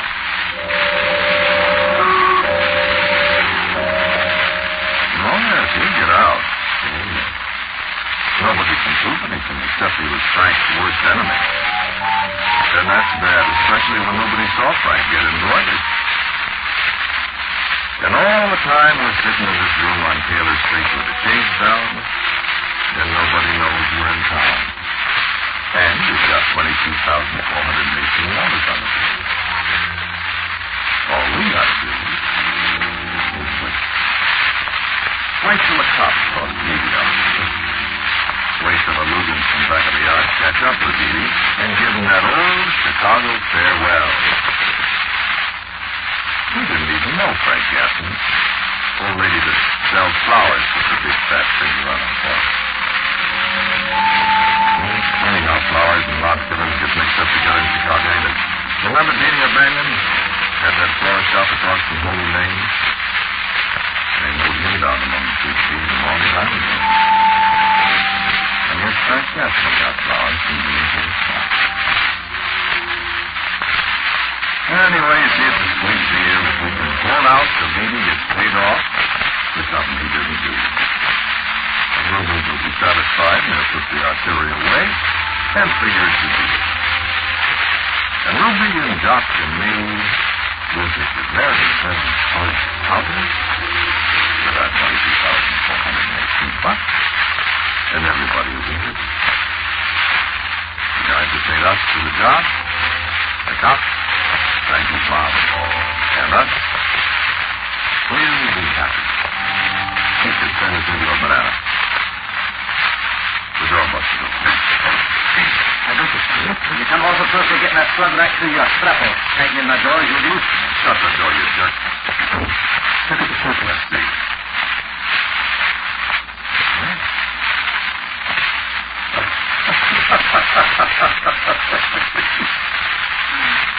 Goodbye, baby. Yes, let me see. Lots of more hands are after the cops told me. One and so on and everything. There's a long list of one reading the pictures.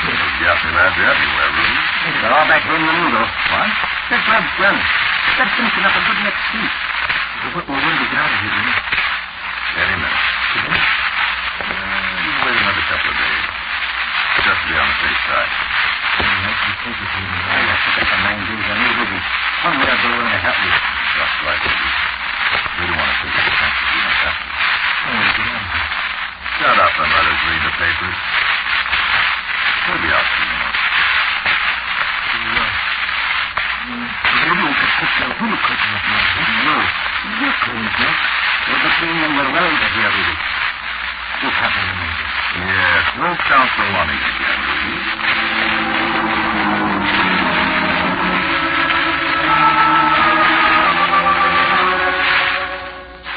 Count the money again. You'll be using that money pretty soon now. Pretty soon it won't be just pieces of colored paper. It'll be money again. Money to turn into grapes and goodbye. Count the money, Ruby. While we read how they found Dee Brandish under a tree in front of the jeweler's house out on the north side, and Dee's blood was what turned into money again.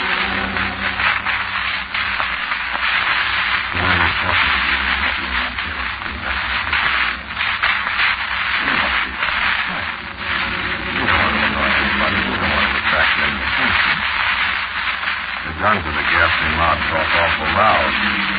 And while the Ruben is still a bit of pain, now that Ruben's on his back in the cold room, he still has to remember before he picks up some money. One fraction of what they're 77. It could be our turn, too. So, like Doc said, we'll be seeing the people and the people will see. We got a vote, but we got to take it easy. We'll find the empty seats to Congress and out here. So we cut the cards to see who goes first. Who would have cut? Jack and Diamond. Oh, gosh, please. And Ruby is going to go first. Doc and I look at each other, and Ruby doesn't see us. Ruby can go first. Ruby can be the Gingerbread. Ruby can be the Gingerbread. I don't mind waiting another day or two. If Ruby makes the grade, all right. If he doesn't, now you see what I mean. He doesn't make up.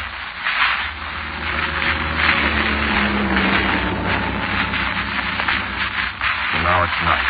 Ruby counted the money for the last time, and we split it 3 ways and matched the extra $2 so it didn't come out even. Then Ruby won, and he felt fine. It was 9 o'clock when I went to the doctor. And it was 10 o'clock when there were still people walking around here next week. And it was 11. And midnight on top of all past. And it was 2 o'clock in the morning when we opened the door and started downstairs. It's still all dirty. Wasn't very smart of us to listen to see how we stood out there in that old house so long just to be sure we'd get away alive. But talking makes people talky sometimes. We figured we needed some air. It wouldn't be right to let a pal walk out alone. Besides, it was only over to the Garfield Park Health Station at Halstead Street to Doc and me. Ruby was going to take the L there and ride out to Cicero Avenue and then grab a streetcar south to the airport. I'll get off a couple of blocks outside the airport so I can have pictures and pictures of anybody hanging out. Well, there won't be anybody really. You're all set now, Ruby? Yes, sir. I'll be on old flight 24-410. By the time you guys show up, I'll be in New York. And meet us at Ted's place next Thursday afternoon. All right. I see you don't go getting lost. I never been in the airplane before. Look at these breakers. Don't forget the names of your comedians. Mr. Masterson. Mr. Burke. The Masterson of Des Moines, Iowa. First of all, Buddy asked me about this name. I only have a gun there. Then he talked to my Smith out of Masterson. I'm happy, Doc. Tell us about that in New York, man. What's wrong with you?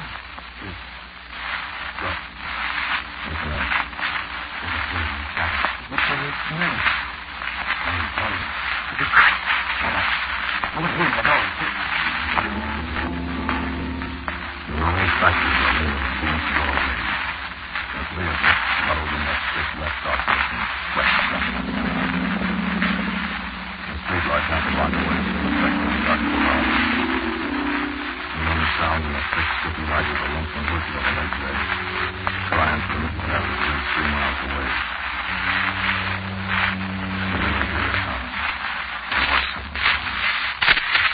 Right out of the shadows it came. And now I can never forget the sound of his shifting footsteps and the jingle of the stuff he carried.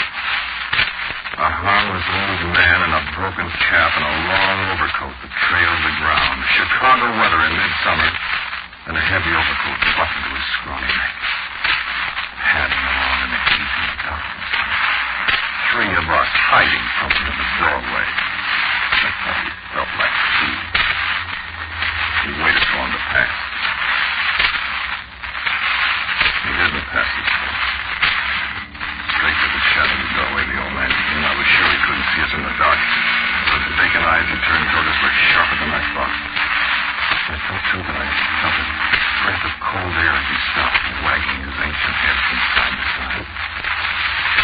I thought there was warlocks and witches and the things that go bump in the night that Jock was always talking about. There's the old man flying there. One of you gentlemen going on the elevator. How did he know that? I know one of you gentlemen going on the elevator. Who was he? How did he know? Was he with you, old man? You're not the one going on the elevator, sir. Here, old man. Get up, Porter. Go ahead and get your bed. I can't, sir. I've got work to do. This isn't the gentleman. He was looking at me, ignoring the two bits that Jock come up. You're the gentleman? I'll have your ticket, if you please, sir. Ticket what? Your ticket, please. I haven't got any ticket on there. You don't buy tickets in the elevator. You've got a ticket, sir. You'll have to have a ticket. Wait a minute. I tell you, I didn't leave Ruby. Here comes the train. Won't be another for an hour. Okay, so long, guys. I'll have to have your ticket, sir. Ticket, old man. I haven't got a ticket. What? You've got a ticket, sir. Look in your pockets. I have to have your ticket. Get on. Right. In the right-hand pocket, sir. Can you? That's it, sir.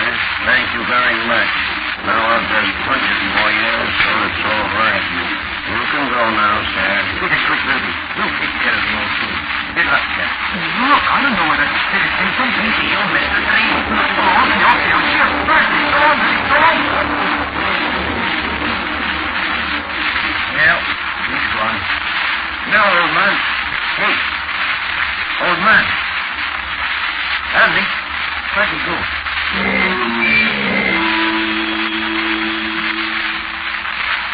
There wasn't any old man. Doc and I stood there under the deserted street all by ourselves with the roar of the L train easing away westward in the early morning with Ruby on his way home. There wasn't anybody there but the two of us.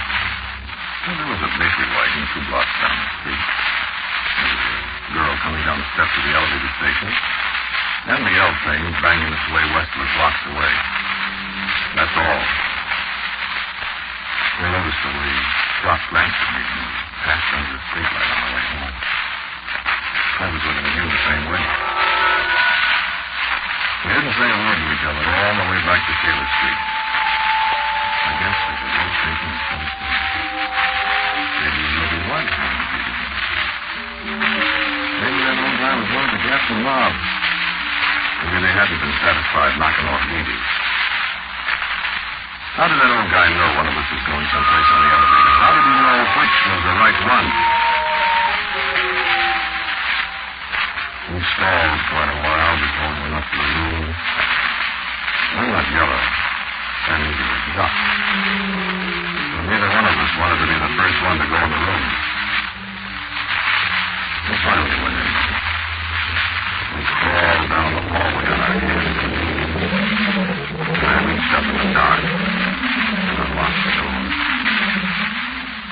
And we stayed down on the floor so as not to make a good target. We didn't need to go through all that routine. There wasn't anybody in the room.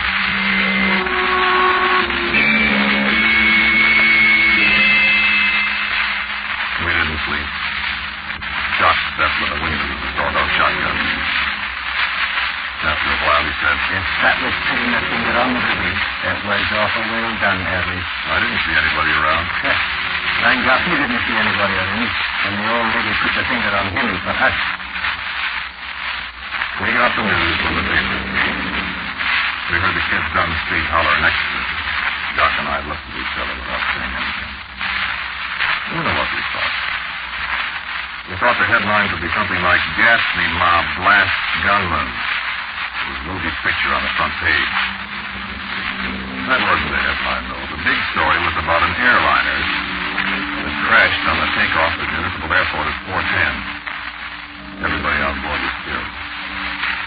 And the name at the head of the passenger list was J.P. Masterson of Des Moines, Iowa.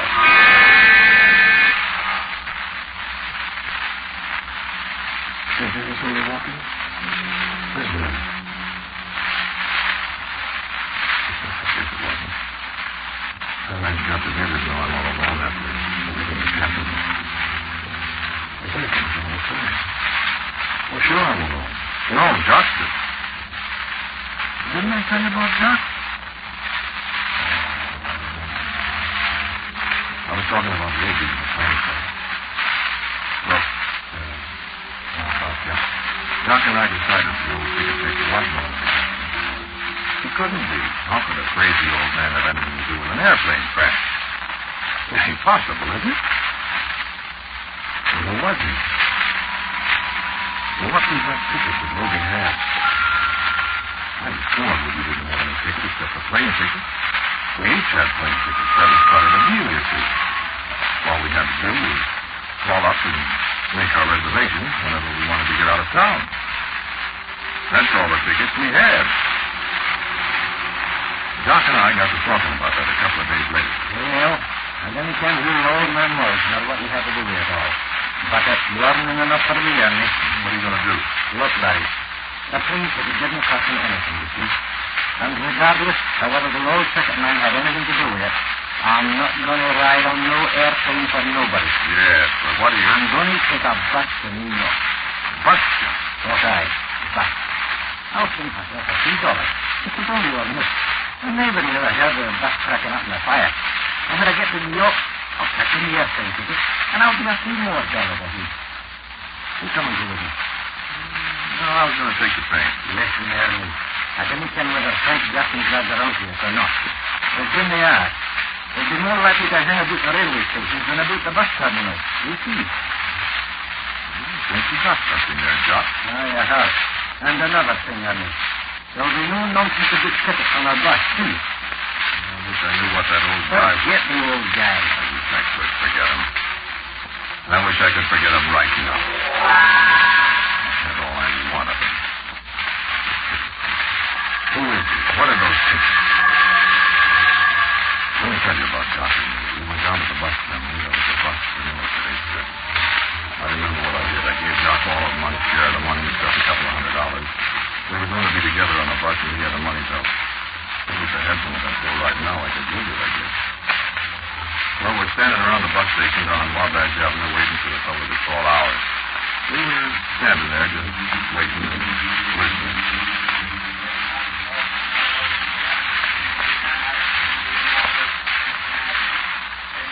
And all of a sudden, it was one of those silences. And I heard something.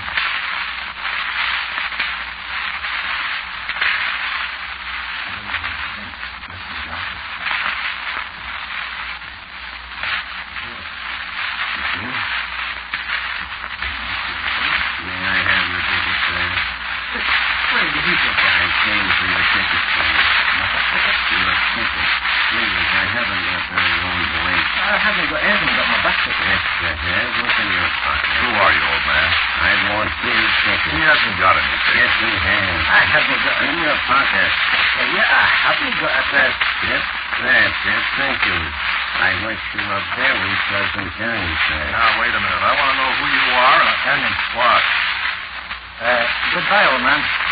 Doc, I'm going to find out about that. Let him go. Where'd he go? Never mind where he went. Listen. Rammed into the crowd. Let him go. We're going to top the old door this time. Well, what are you going... Listen. I think you know what we're going on. I'm going to get put that ticket real fast. I want to connect them, see? Yes, but what... Look out and buy some cigarettes or something. And I'll go get the tickets for you. While he's watching you. Go on, take it. Leave your head in 5 minutes. I don't like it. I don't like it at all, but Jock has got a good idea, so I'll try it. He goes with the tickets. I know I use my way through the door out into the street. Let me get Jock. Cross up the ticket taker, won't we? And he arranged that airplane top. He won't give Jock any reason. Like him out. I don't see him anywhere.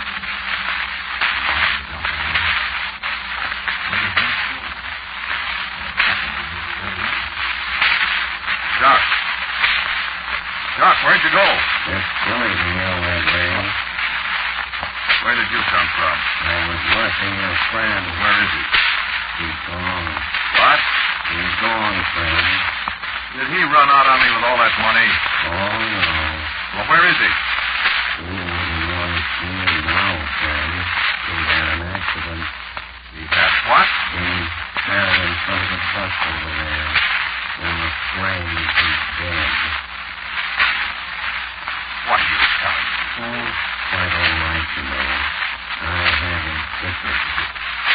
Did you? That's all right, baby. You killed him. Oh, no. You killed him, I tell you. Put up your gun, friend.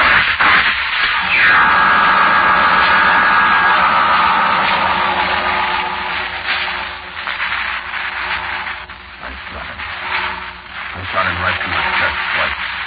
I was 6 inches away from him, and I couldn't miss. I couldn't miss at that distance, could I? I figured if he was one of the ghastly mob, he'd get me anyway,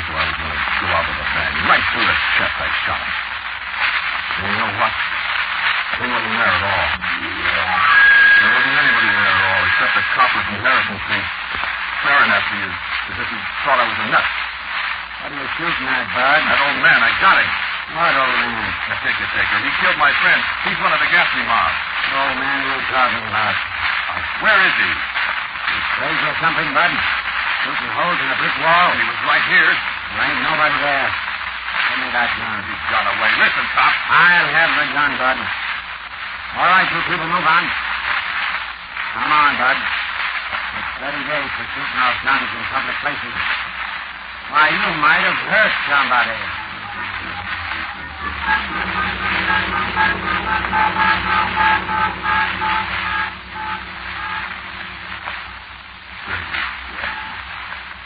And they laughed when they let me out. Am I crazy? I don't know. I think seriously. I know he was there when I shot him.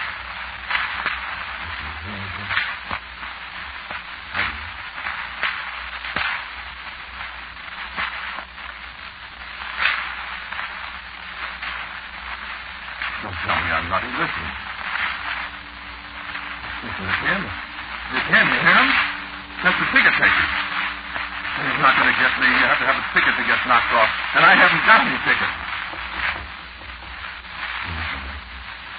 You're not going to keep me, old man. I haven't got any ticket.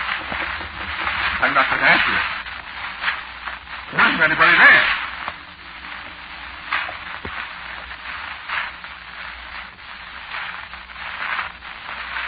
You see?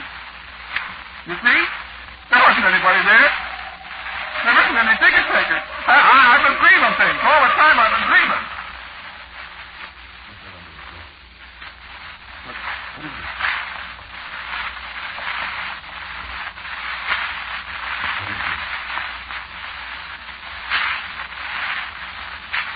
What is it? What is it?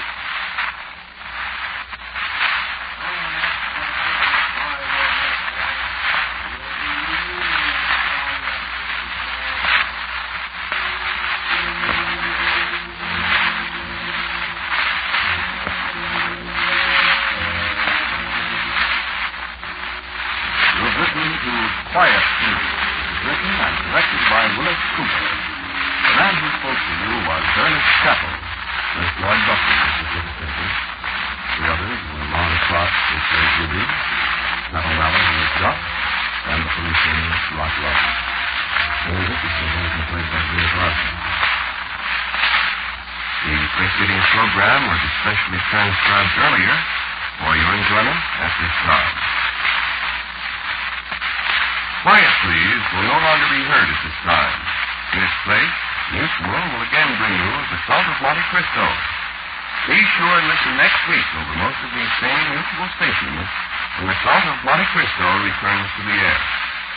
This is the Mutual Broadcasting System. Quiet, please.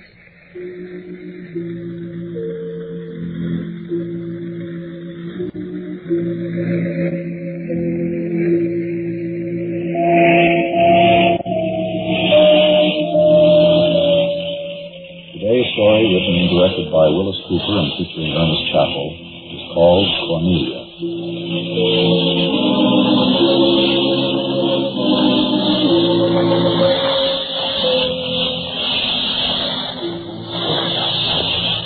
I'll tell you everything from the very start. I haven't told it to anybody before, as you know. If I knew nobody would believe it, then maybe you won't either. Not that it'll do any good if you do believe it, nor for that matter any harm if you don't. You've been a good friend, Alan, and the least I can do is tell you the whole thing. It wouldn't have done any good at all to tell you before. Now it's too late for anything. So, you've known me only, how long is it? Less than 6 months. You never knew Cornelia. That's good. You can go out to Lakeside Cemetery sometime and have a look at her tombstone.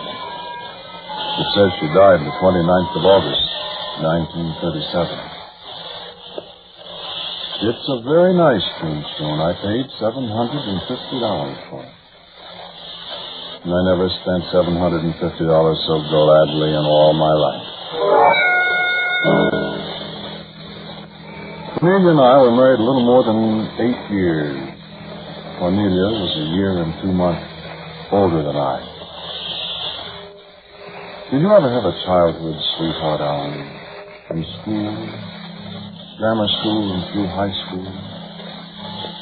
A girl maybe that you watched grow up from pigtails to hair ribbons and on to a page boy bob, from pinafores through midi blouses to a white graduation dress.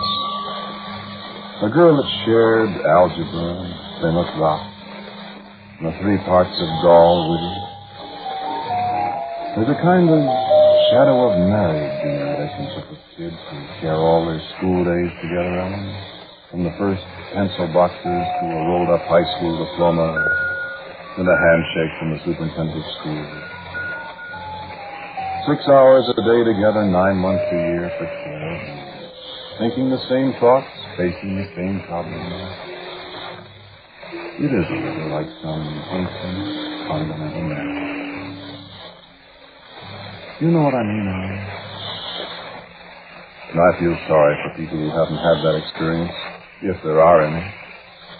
I'm glad I had it. You didn't know Barbara, of course. Barbara is just a name.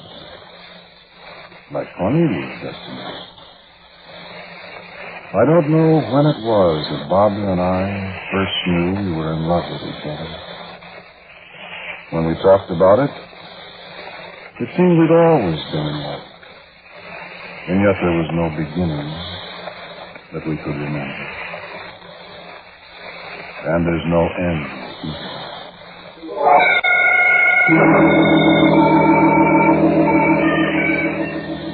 We were juniors in high school the year that Cornelia moved to our town.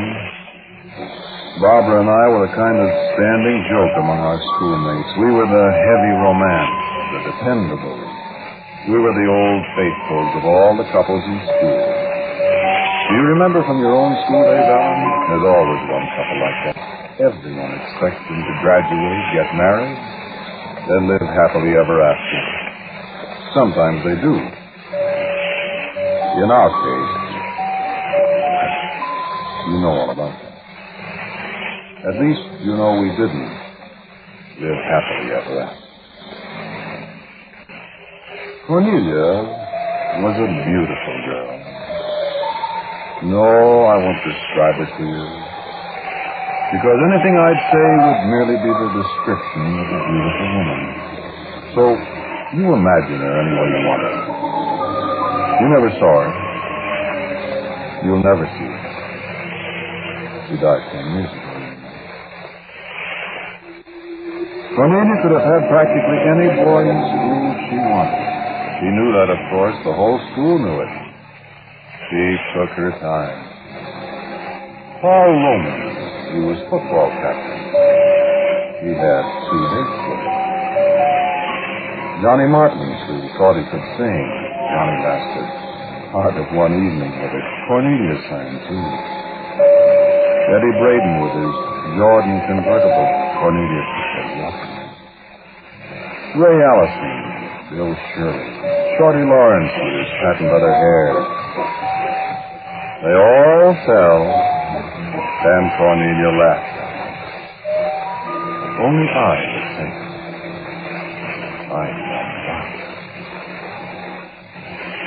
I guess it was that afternoon in Chris Barrett's ice cream parlor. I always thought Cornelia didn't know Barbara and I were in the next booth. I always thought that till 4 years later one night. She told me she knew we were there. Maybe that was why she talked so loud. Because I made up my mind. I'd known all along. She must have felt the silence that got all over the place as a dozen couples strained to hear Cornelia's choice. Even then, Alan, she possessed some strange power over people. Somebody dropped an ice cream spoon on the other side of the room. And that was the only sound that Cornelia. Gordon's my boy. I smiled at Barbara.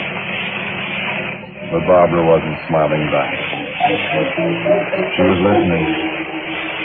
And I had never seen that look on her face before. Why, I'll take him away from her. Does she think she can keep him when I want him? I reached for Barbara's hand. But Barbara's hand wasn't there. I looked into Barbara's eyes that Barbara was staring somewhere into the future. And what I saw in her eyes. Yes, it was Ellen. Kid, 17 years old. But she loved me. And she was a good kid. And I was afraid. I was afraid of that voice. Does she think she can keep him when I want him?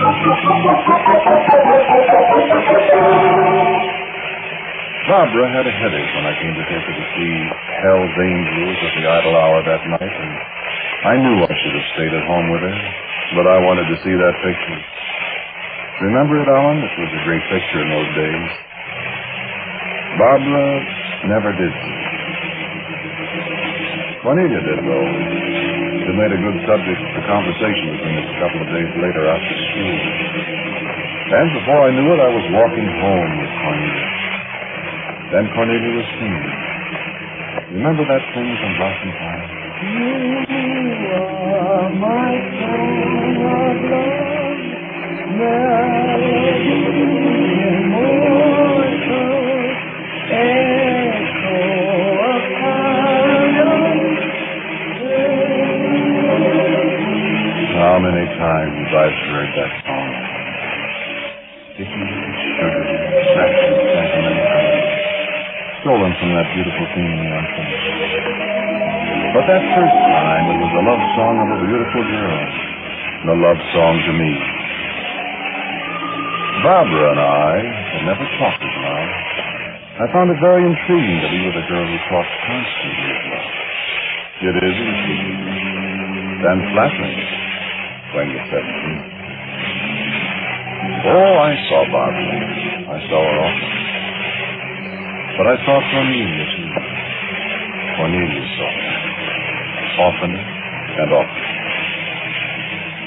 On the way home nights from Barbara's house, I'd hear her voice.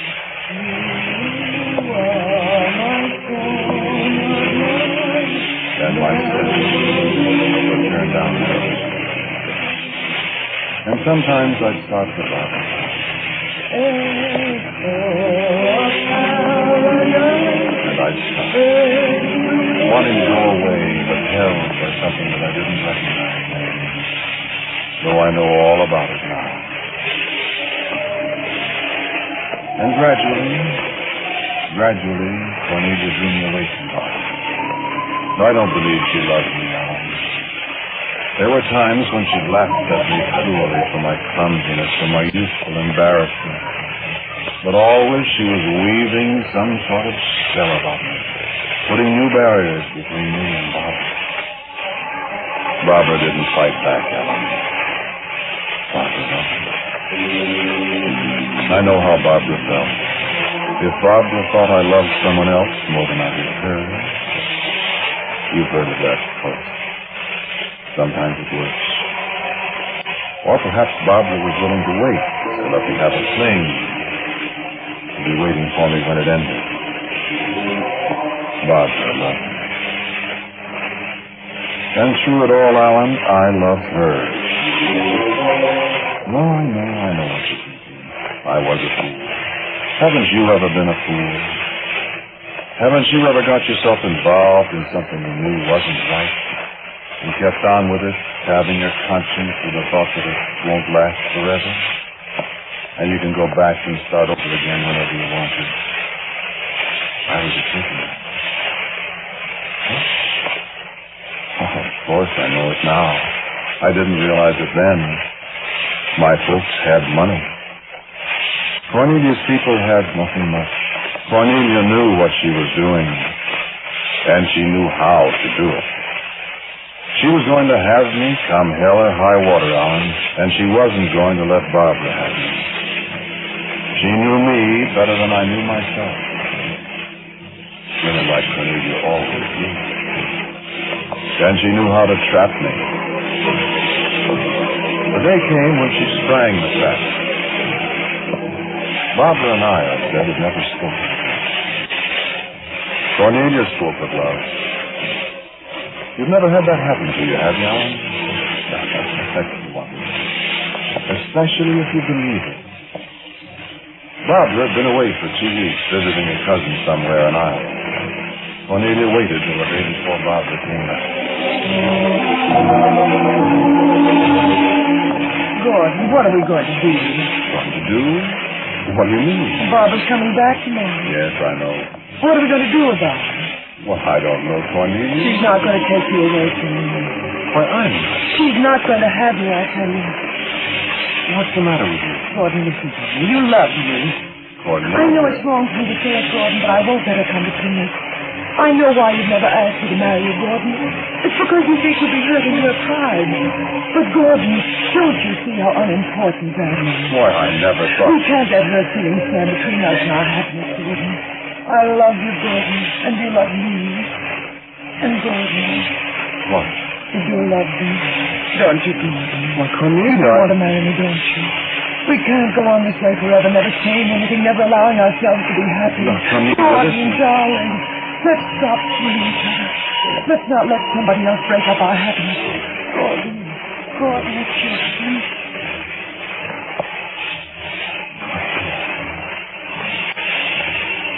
Cornelia. Gordon, darling, I love you. I love you.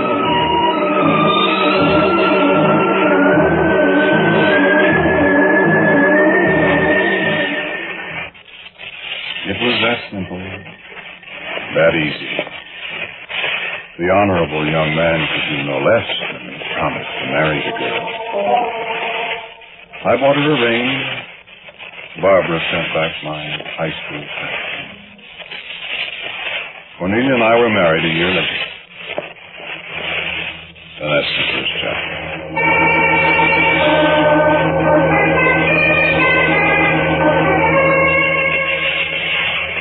Now, take a look at us after we were married. Take a look at Cornelia and me after 6 months of marriage. In our new home out on Prospect Heights, with a new car in the garage, and the new furniture in the house, and the happily married couple at home. I don't want to be kissed. But, Cornelia... Can't you stop calling me all the time? Who do you think I am? Your friend Barbara? Cornelia? Oh, so that bothers you, does it? What were you doing talking to her this afternoon? Cornelia was strictly a matter of business. Business? That's a fine story. Cornelia, I can tell you every word she said. Father would have brought the bonds in himself, Gordon. But you know, he sprained his ankle last week and he's still in bed. He said you had to have them today, so I thought I'd drop them by. My hand touched hers as she handed me the paper. I'll have to be running along now. You'll give my best to Cornelia. I don't believe a word you say. And if I ever catch you running around with her, I'll make life so miserable for you both.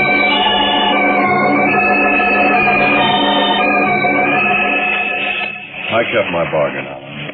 I was still young enough to have illusions about honesty and honor and all those old-fashioned virtues. I crossed streets when I saw Bob. I never mentioned her name. I didn't have to. Cornelia did that. What are you thinking about now? Your friend Barbara? I'd say trying hard. You look nice tonight, Cornelia, darling. At least I look better than that dish-faced Barbara you used to run around with. And at last I had to say something that honestly. I said, Cornelia, listen. I married you because we said we loved each other. I've been faithful to you. I intend to be faithful to you as long as we're married. But I've got to say this. If you keep throwing Barbara's name at me... Look, Cornelia, you know perfectly well that there's nothing between Barbara and me. But if you were trying to force me to see her, there's no better way than for you to keep reminding me of her. Why do you hate her so, Cornelia? All right. You want to know, Gordon. You ask me, and I'll tell you. I've got good reason to hate her. I hate her because she's the one person in the world that might take you away from me. Cornelia, you mean that you do... Let's not talk about love between you and me, Gordon. I'm not going to let anybody take you away from me for a very simple reason. Even you ought to be smart enough to know what that reason is. I'm afraid I'm not, Cornelia. Why, Gordon, you're security for me. Just as long as you have your money, I'm the girl that'll stay with you. That's all you mean to me. Is that clear enough? You don't mean that, Cornelia. Why do you think I took you away from her? You said... What I said then and what I say now are two different things. You might as well make the best of it, Gordon. As long as you have money, you're stuck with me. Oh, I'll not create any scandal. I wouldn't give you grounds for divorce for anything. I'm with you, Gordon, for good. Till death do us part, the man said. I'll be with you forever. And the way she said, forever, was like a clanging bell in my heart. So you want to know why I hate Barbara? I'll tell you, Gordon. It's because I know you still love Barbara, and she loves you, and she's the one minute I love Barbara, and Barbara loves me. It was a bolt of lightning to me, Alan. Of course I love Barbara. Who is this woman who took her away from me? I'm your lawful wedded wife, Gordon. Don't forget that.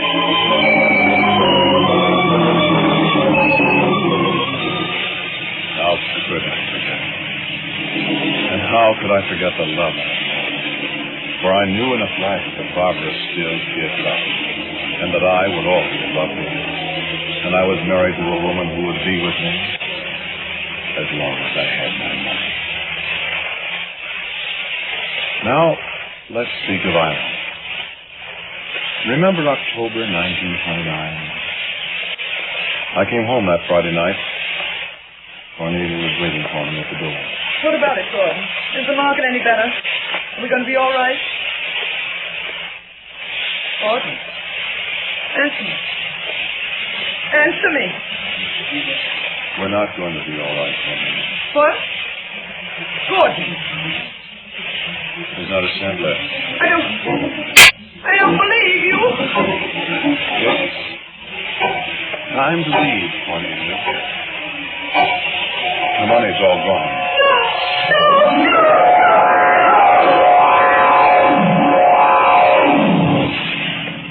She's had a very bad stroke. Will she? She'll be a helpless invalid all the rest of her life.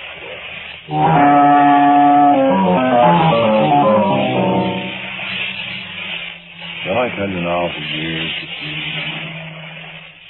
Shall I tell you of a nagging, unforgiving woman whose every waking hour is devoted to hating? I'll never forgive you for what you've done to me, Gordon. Striking at me with every means at her disposal? I don't care what you're doing. You come home this instant. I don't care if you lose your job or not. Maligning me to the few friends we have left. Running around with that Barbara. And he thinks I don't know it. Striking through at her like a vicious, wounded beast. I tell you, you better leave my husband alone. You're not going to take him away from me. Never, never. Never, never, never, never. A bitter, disappointed invalid with long hours alone to think of new ways to hate me for what had happened to her. Long hours alone to plot her revenges against me. And I tried. I nursed her day and night. I cadged extra work for my friends, work I could do at home at night for another few dollars for. I made every sacrifice I could think of, and nothing was enough to satisfy. Get up and get me some fresh water. I'm thirsty. Wake up. Go and get me some cigarettes. If I can't sleep, you're not going to sleep. I saw the way you looked at me. But you're not going to get rid of me. I'll live on and on and on, and I'll hate you and hate you and hate you. And Barbara, she thinks she's waiting for you. She thinks I'll die and she'll have you. I'll never let her have you, Gordon. You hear me? I'll never let her have you. 5 years ago.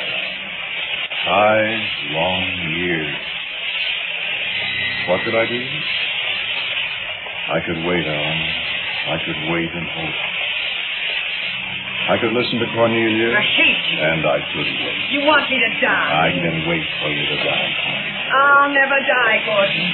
I'll always be with you. No, you won't, Cornelia. Everybody has to die. Everybody has to die. Don't they, Alan? Cornelia and Barbara and you and me. Do you think people Stay dead, Al. I'll never forget the night. It was like a scene from a play. One of those plays I used to do years ago, the death scene in the old castle. There was something about the house that night that reminded me of the old play. Even before I knew that was Cornelia's next night. There was almost always a storm outside the windows in the old plays. And that night, one of those sudden, wild summer storms gathered and struck. There was always a grandfather's clock, and hours on the staircase rang 7 as I ran upstairs to close the windows against the wind on the driving rain. There was always the sound of a shrill telephone bell off stage in the old plays, and hours began to ring right on cue. And the last touch of the tragedy was on cue. The lights went out. We had everything. Even the mad woman raving away in the darkness as I groped my way to her room. Her voice lashing at me like the storm that beat at the windows of the darkened house.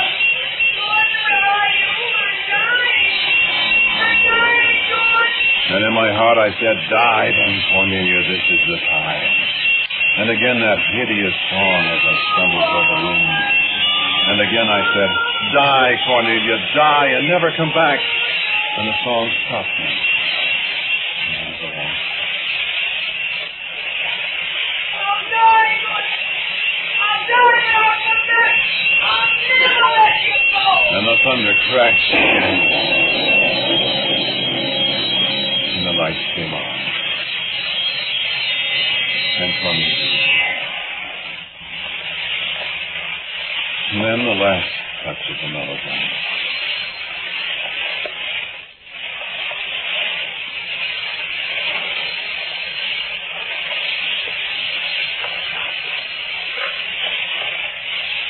Yes? Gordon, are you all right? Barbara had never called me before. I didn't mean to call you Gordon, but I had to. Forgive me, but something made me call. Gordon. Gordon, are you there? Gordon!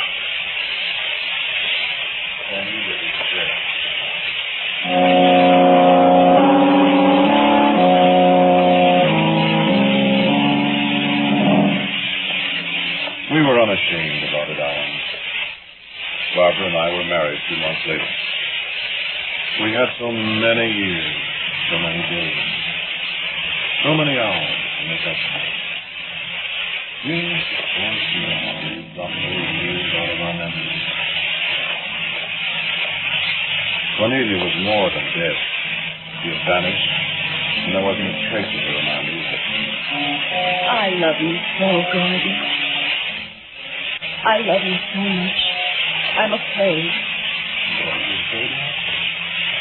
I shouldn't say that. It's silly, isn't it? But it's so perfect that... Gordon, nothing can have you here. Of course not, sweetheart. We're going to live happily ever. Happily ever. I wonder. There was a sudden chill in my heart as she said that. There was a different look for a moment in her eyes as she said that. I remembered it a long time after. I remembered it the morning I came downstairs to breakfast and Barbara was singing. You are my song of love, melody. Barbara! Why, what's the matter, Gordon? What were you singing? I didn't notice, dear. So what's the matter with you? Barbara, never sing that song again. You hear me? I don't know what you mean, darling. Don't you like the song? That wasn't Barbara's voice. Barbara spoke, and it wasn't her voice. Why, Gordon, you look as if you're afraid of me, darling. And it was Cornelia's eyes that looked at me out of Barbara. And I didn't believe, but I knew. It couldn't happen, but it did. And there was a time to reflect. What could I tell Barbara? Could I tell her that the soul of another woman was taking possession of her? How could I tell her? Was this Barbara, or was it...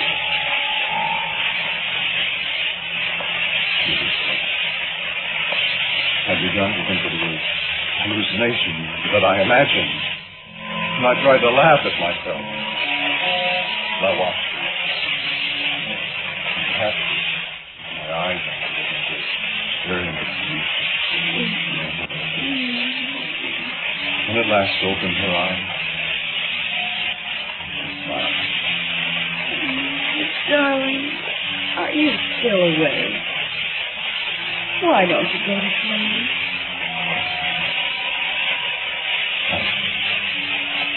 And I love you. And she closed her eyes. And she spoke again. I'll never let you go. Barbara! I'll live on and on and on. And I called her name again. Barbara! And she opened her eyes and spoke again. I'll never let her have you, George. And the voice was Cornelia's. The eyes were Cornelia's. And she laughed at me. My hands went to her throat. To Cornelia's throat.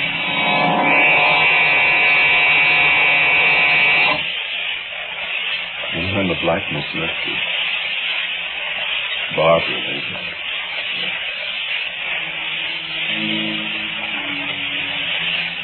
You did everything you could. You were good in the journey to the center and everything you had. But there was nothing you could do. I couldn't help you. Cornelia had a revenge, didn't she? I know. I do. It was good of you to understand my father on this business.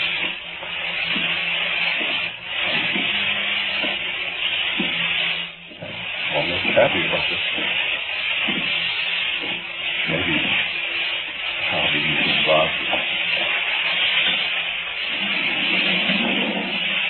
Or maybe it will be Cornelia.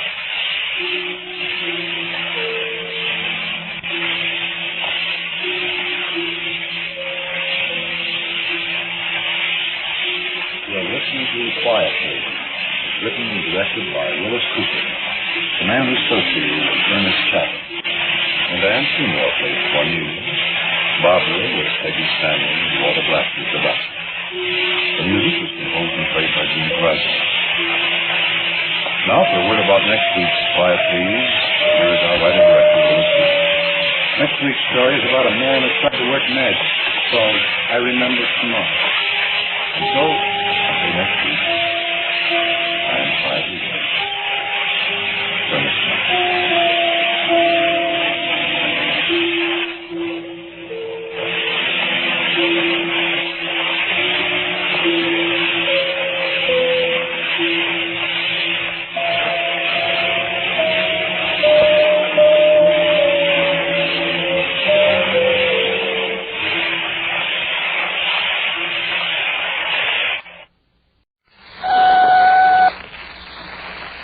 Quiet, please.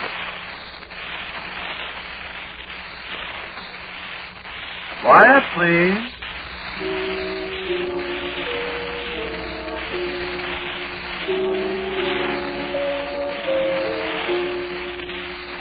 Today's story, written and directed by Willis Cooper and featuring Ernest Chappell, is called I Remember Tomorrow.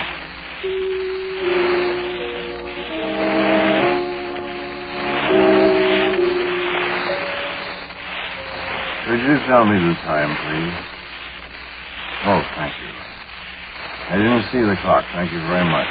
I just wanted to see how much more time I have before a certain thing happens. I wanted to see if I have time enough to tell you what's going to happen, because certain things should be done after it happens, you see. And I'm rather afraid that it'll be up to you to do them. I won't be here. Let me see, Howard, I'd better start there. Perhaps it would be best if I gave you their descriptions. The three men, I mean. You'll forgive me if I sound a little confused occasionally of so many things to remember, and so little time to remember them all. Oh, yes, the description. There are 3 of them. Lauterbach, he's about medium size, probably 40 years old, has red hair and a heavy red mustache. Lauterbach seems to be the boss, or perhaps I should say leader. And the second one is Greg. Greg is a large man, stocky, I should imagine we'd call him. He's around 50, smooth-shaven, has sandy hair just turning gray. And Frank, I'm afraid I don't know his last name. Frank is all I've heard him called by the others, and I'm certain that's his first name. Frank wears glasses with heavy bows. He has black, thin hair, and is young compared to the others, 24 or 5, I should say. They're all very dangerous men, I'm afraid. Of course, I didn't realize at first that they were dangerous men, but the events of the past few days have demonstrated to me that they are. And as I shall show you in a few moments, I now have incontrovertible proof that they're extremely dangerous. It is quite fortunate for you that they do not know I am talking to you. However, if you will do exactly as I ask you, I feel reasonably sure that there will be no serious result for you. For myself, I already know the outcome, and it is quite impossible to change that. But your task is to bring justice, the men who murdered me. Or should I say, the men who are about to murder me. Let me start from the beginning, as there's enough time. My name is Garrett Faber. I am by profession what careless newspaper writers call a scientist. By avocation, I am a gambler. A singularly inept and unfortunate gambler, an enthusiastic one. In addition, I am afraid I drink.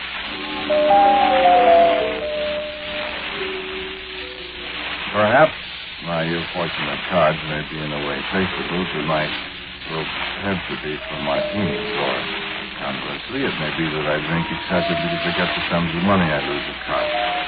I could do with a martini now. Unfortunately, I shall have to wait until our colloquy is over. I left a large pitcher of martinis on this table yesterday when I left, and I see by the empty pitcher that I drank its contents. As a matter of fact, I believe Frank did say I was finishing the pitcher when he killed me. Therefore, I have at least this consolation that the martinis will be waiting for me when I get back to yesterday, even if I am to be murdered as I finish them. It's an interesting thought. I know it sounds like what Lauterbach calls double talk, doesn't it? But you understand it all presently if you listen carefully. I find many interesting subjects for thought in this room. One of them is the partially dried stains on the carpet. Stains, blood stains, where I fell. May I look at the carpet again? Oh, that's the first.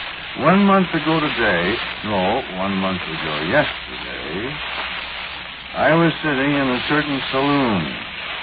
I was quite thirsty. It was a warm day, and I unfortunately had no money for the purchase of any kind of liquid refreshment. My wife deplores my habit of waiting around in the saloon for an acquaintance to come in and buy me a drink, of course, but she deplores so many of my habits that I... are you married?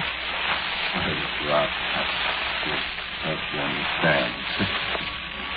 Well, it seems my acquaintances had other things to do that afternoon, and I had appeared presumed to sit and perspire and envy the more fortunate patrons of the saloon who had the wherewithal that I lacked. I had about given up in despair when a voice at my shoulder spoke. Aren't you Dr. Garrett Faber? With some surprise, I answered it. I am afraid you have somewhat the advantage of me, sir. My name is Johnny Lauterbach, Dr. Faber. This is Mr. Gregg. How do you do, sir? And Frank, meet Dr. Faber. Pleased to meet you. Dr. Faber, will you have a drink with us?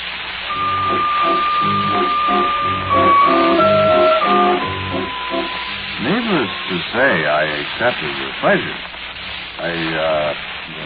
There was a time when I did not so readily drink with strangers, but, well, perhaps it was a kind of conditioning of my mind that led me to assume that these men were casual acquaintances whom I did not instantly remember. At any rate, the afternoon wore on, and we did become better acquainted. How about another double martini, Dr. Faber? Drink up, Doctor. More martinis on the way. Me buy one for the doc. Hey, Patty, another double martini. And I am afraid that was the last I remembered of that afternoon. The next morning, however, I recall distinctly. I had a transcendental hangover. And I was not at home. My 3 drinking companions were still with me. John E. Lauterbach. Mr. Gregg and Frank. Mr. Lauterbach was good enough to produce a bottle of something, from which he poured me a large tumblerful. I drank it gratefully, and the dark clouds in the room dispersed away.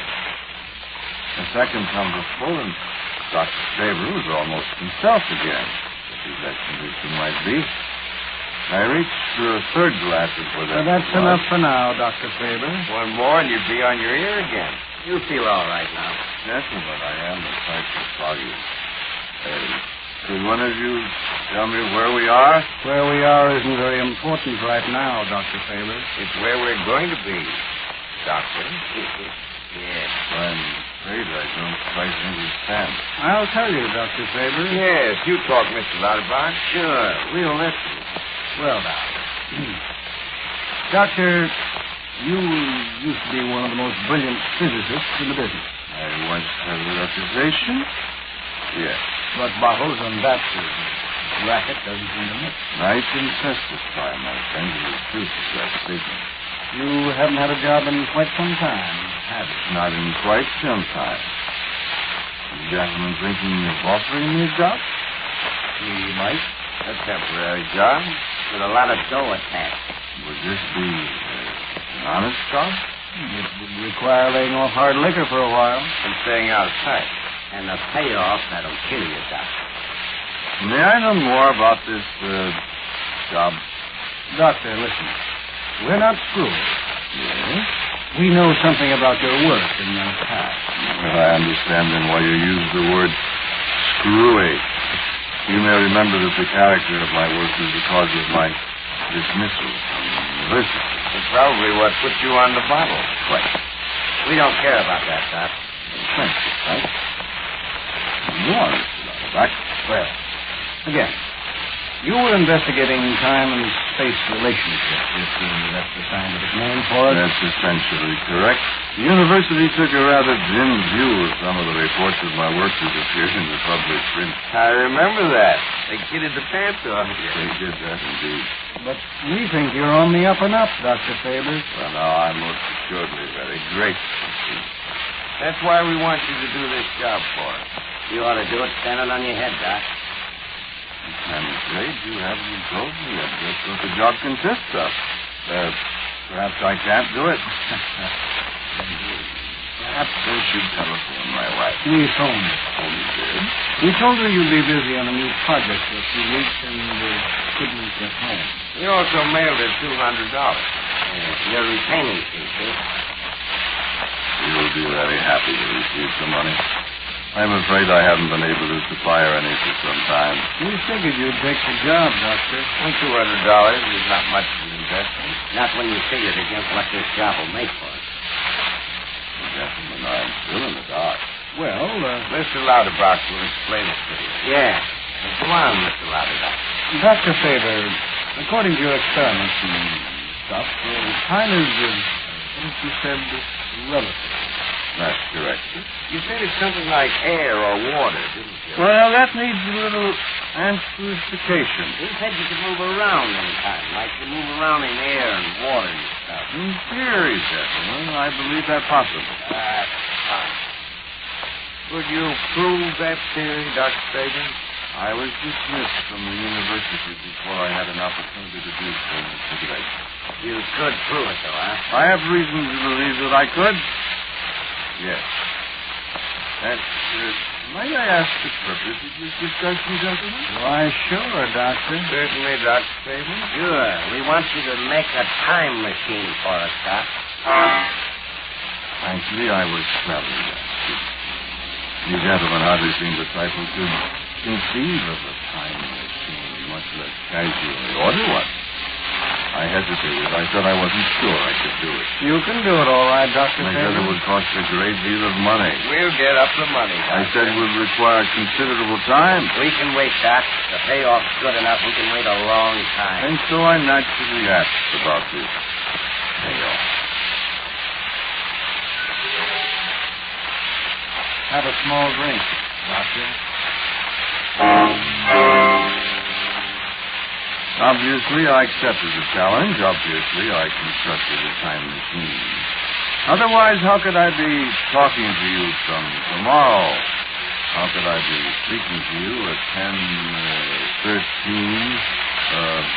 p.m. Eastern Daylight Saving Time on Monday, July 28th? And you are as obviously listening to me at 10:13 on Sunday, July 27th. I don't know where you are. Of course, you may be listening to me in another time zone, perhaps at 6:13 p.m. Pacific Standard Time or 7:13 Mountain Time. You see, don't you, that time is relative? That's the whole secret of time travel. You're not going to detail the machine. To me, it is relatively simple, although it's immensely complicated, as you may imagine. The machine lies before me on the table here, or rather, fragile little device looking something like a camera. But its fragility is deceptive. It cannot be destroyed. Now, observe, here. Here is a hammer.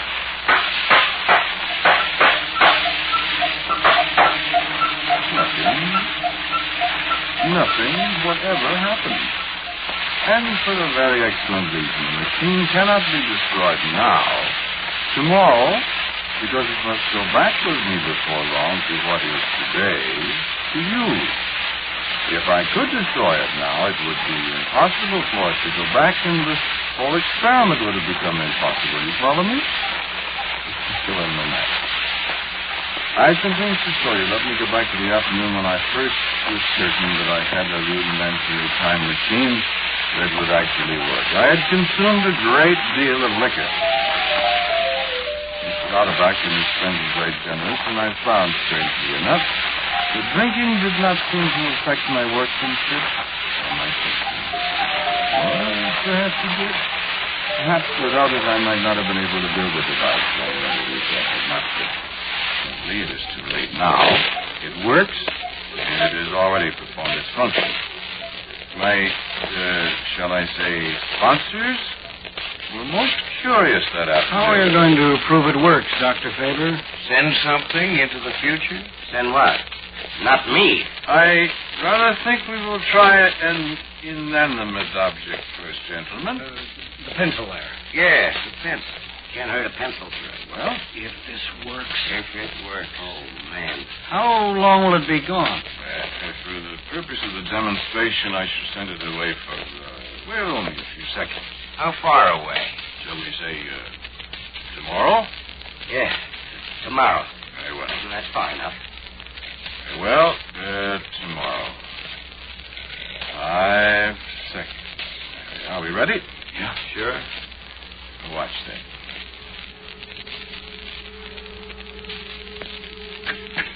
It's gone. Now watch. 1 second. 2, 3, 4, 5. There it is again. Let's see it. Doesn't seem to be changed. It isn't. Well, why should it be? Listen, how do we know that pencil was in tomorrow? Well, we don't, Frank. Well, Where was it? Well, Yeah? but how are we going to know? Tell me that, Doc. How are we going to know? We'll have to send somebody who can come back and report. Who's that going to be, Dr. Faber? Not me. Not me. Doctor, will you have a drink? I will have a drink. I will have 2 drinks. I will have a large number of drinks. I will listen to your argument. You invented it, Doctor. You know more about it than I we will do. drink again and shake my head solemnly at your importunities, gentlemen. One of us might bust the thing, you know. Go on, Doc. We have to know for sure. Because I don't quite trust you, gentlemen. I don't know what you are up to, but slowly the suspicion grows in my alcoholic mind that you want this instrument for no good. And if I do use it and travel into tomorrow, I shall do it alone when none of you are about. I can be crafty and cunning myself, gentlemen, as crafty and cunning as I suspect you are. And I shall do my first exploring alone.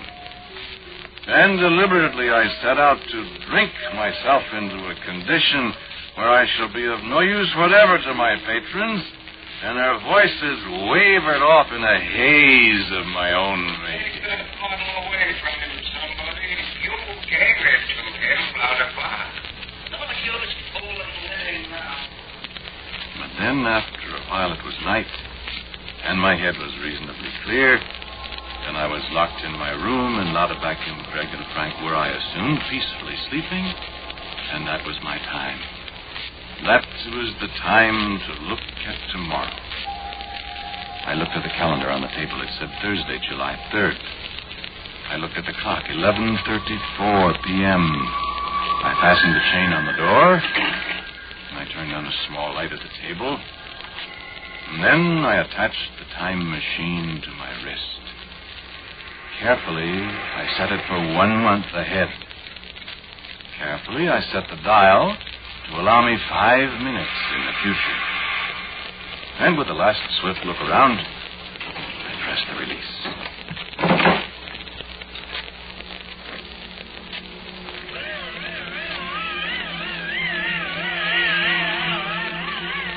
It was not an unpleasant sensation.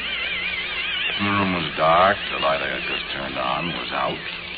I reached for the switch to turn it on again, and I was startled nearly out of my senses. Lights flashed outside.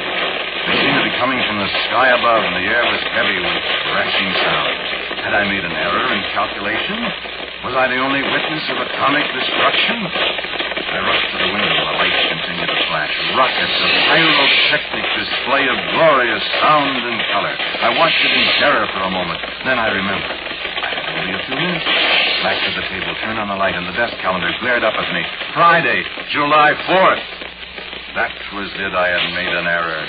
I thought I'd set the machine for a month ahead, but it was only for a day. It was tomorrow. My watch ticked on. The evening paper lay on the table. The date, July 4th, 1947. And I had my proof. I snatched up the paper and stuffed it in the pocket, and the fireworks outside died away. And the watch ticked on. And suddenly, I was back. July 3rd, 1947, said the calendar pad. I had succeeded. I had seen tomorrow today. And I had my proof. I reached for tomorrow's newspaper. There was no paper. Or perhaps I dropped it on the floor. No, there was no paper. There was no proof. I tried again with the machine. I found out some things. No matter how I set it, it would only go to the next day. Perhaps there's some kind of providence that prevents man from seeing too far into the future. And I found out something else. It was impossible to bring back anything from the future. I tried it with a newspaper. I tried it with a dozen other tangible things.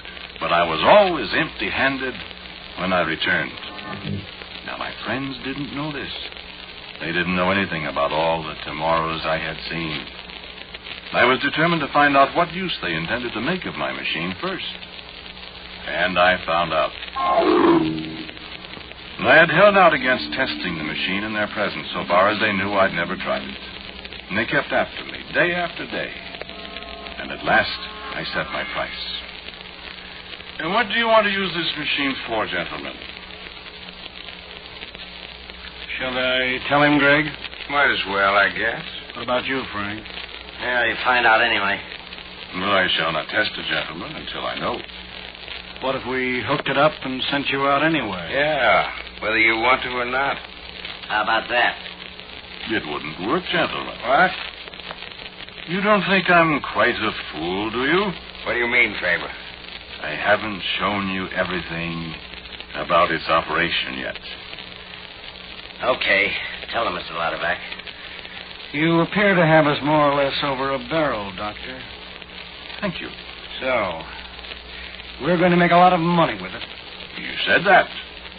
How? Very simple. Too simple, Doc.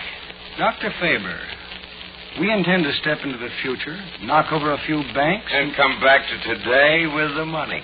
You see, Doc? Yes, but you can't. But what? I didn't tell them what I had discovered.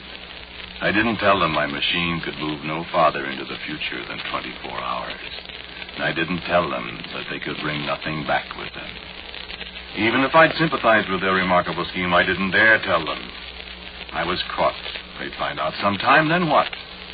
It was a good scheme, wasn't it? But, of course, there are physical laws that cannot be violated. If you take something from the future and bring it back to today, then it never existed in the future. Figure it out for yourself. It doesn't take a doctor of philosophy to work it out. So that was it. Now I had to demonstrate whether I wanted to or not. I thought fast. Perhaps I could set the machine so I could stay indefinitely in the future. I studied it hard. I thought I could do it. And they watched me. That was yesterday, today. Today to them. And yesterday to me. It was nearly half an hour ago. Or if I trust the calendar, 24 and a half hours ago. I set the machine for an indefinite stay in tomorrow. And they watched me curiously. They said, "Bring us back tomorrow's paper, Doctor." Don't stay too long. Hurry back, Doc. And Frank laughed as I pressed the release.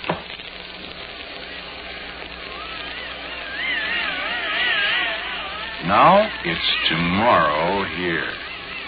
And you've got to help me. Because I can't stay here indefinitely. I'm going back. The machine works automatically. It'll take me back whether I want to go or not.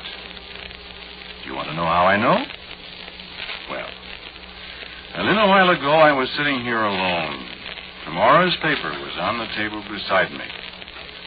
And the door opened and they walked in. I spoke to them. Hello.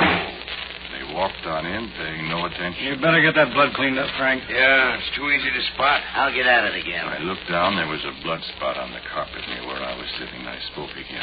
Where did the blood come from, Mr. Lauterbach? Now we know the thing works. We've got to get some money. Oh, it works all right, Mr. First thing we know is to get rid of his body. Whose body, Mr. Lauterbach? Can't keep it there in the closet forever, you know. Somebody might come in while we're out. We'll dump it in the river tonight. Has somebody been killed, Mr. Well, Lauterbach? anyway, we owe him something. He got paid off, though. I sort of like the doc at that. Like whom? I hated to knock him off. Knock whom off? Well, we couldn't keep him around after he got the machine working and tested it out for us, could we? Of course not. He served his purpose. Are you I talking hated to about... do it, though. When he picked up that pitcher of martinis and took a big slug, I thought he had a hunch that something was up.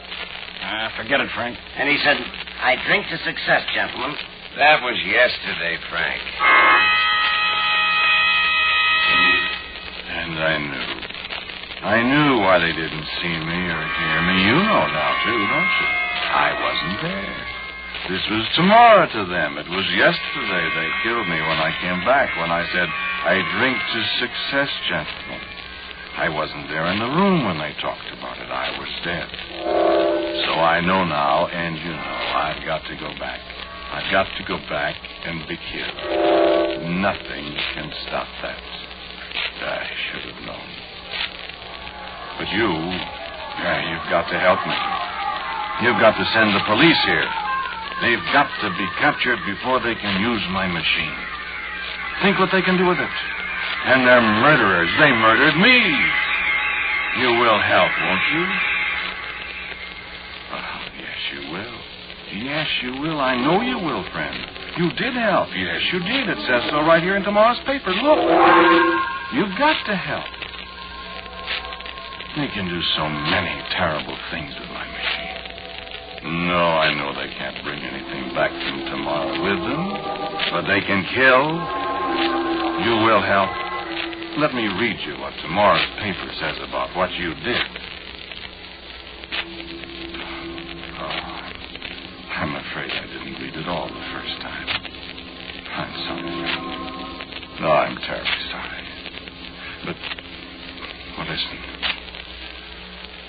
Died this afternoon as a result of wounds suffered in the capture of the 3 men. That's you, friend. That's you that's to be killed tomorrow trying to help me. No, you can't change it. You can't change it any more than I can. My machine is buzzing again. I'm going back. I'll pick up my drink and I'll say, I drink to success, gent. Well, Doctor, did you make it? I drink to success, gentlemen.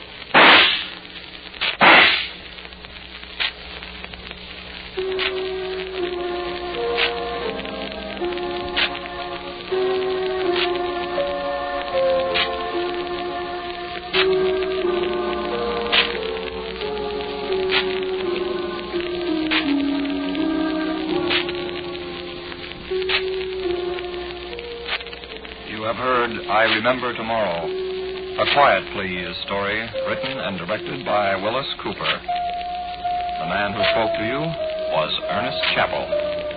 And Frederick Bell played Lauterbach. Kermit Murdoch was heard as Greg, and Frank Dane was Frank. The music was composed and played by Gene Perazzo. Now, for a word about next week's story on Quiet Please, here is our writer-director, Willis Cooper. Next week's Quiet Please story about a man and a murder is called Inquest.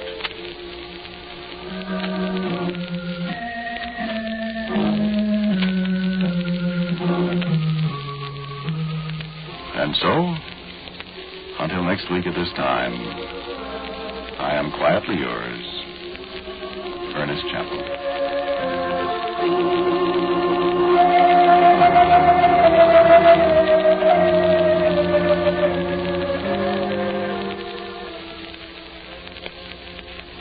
This program came to you from New York. This is the Mutual Broadcasting System.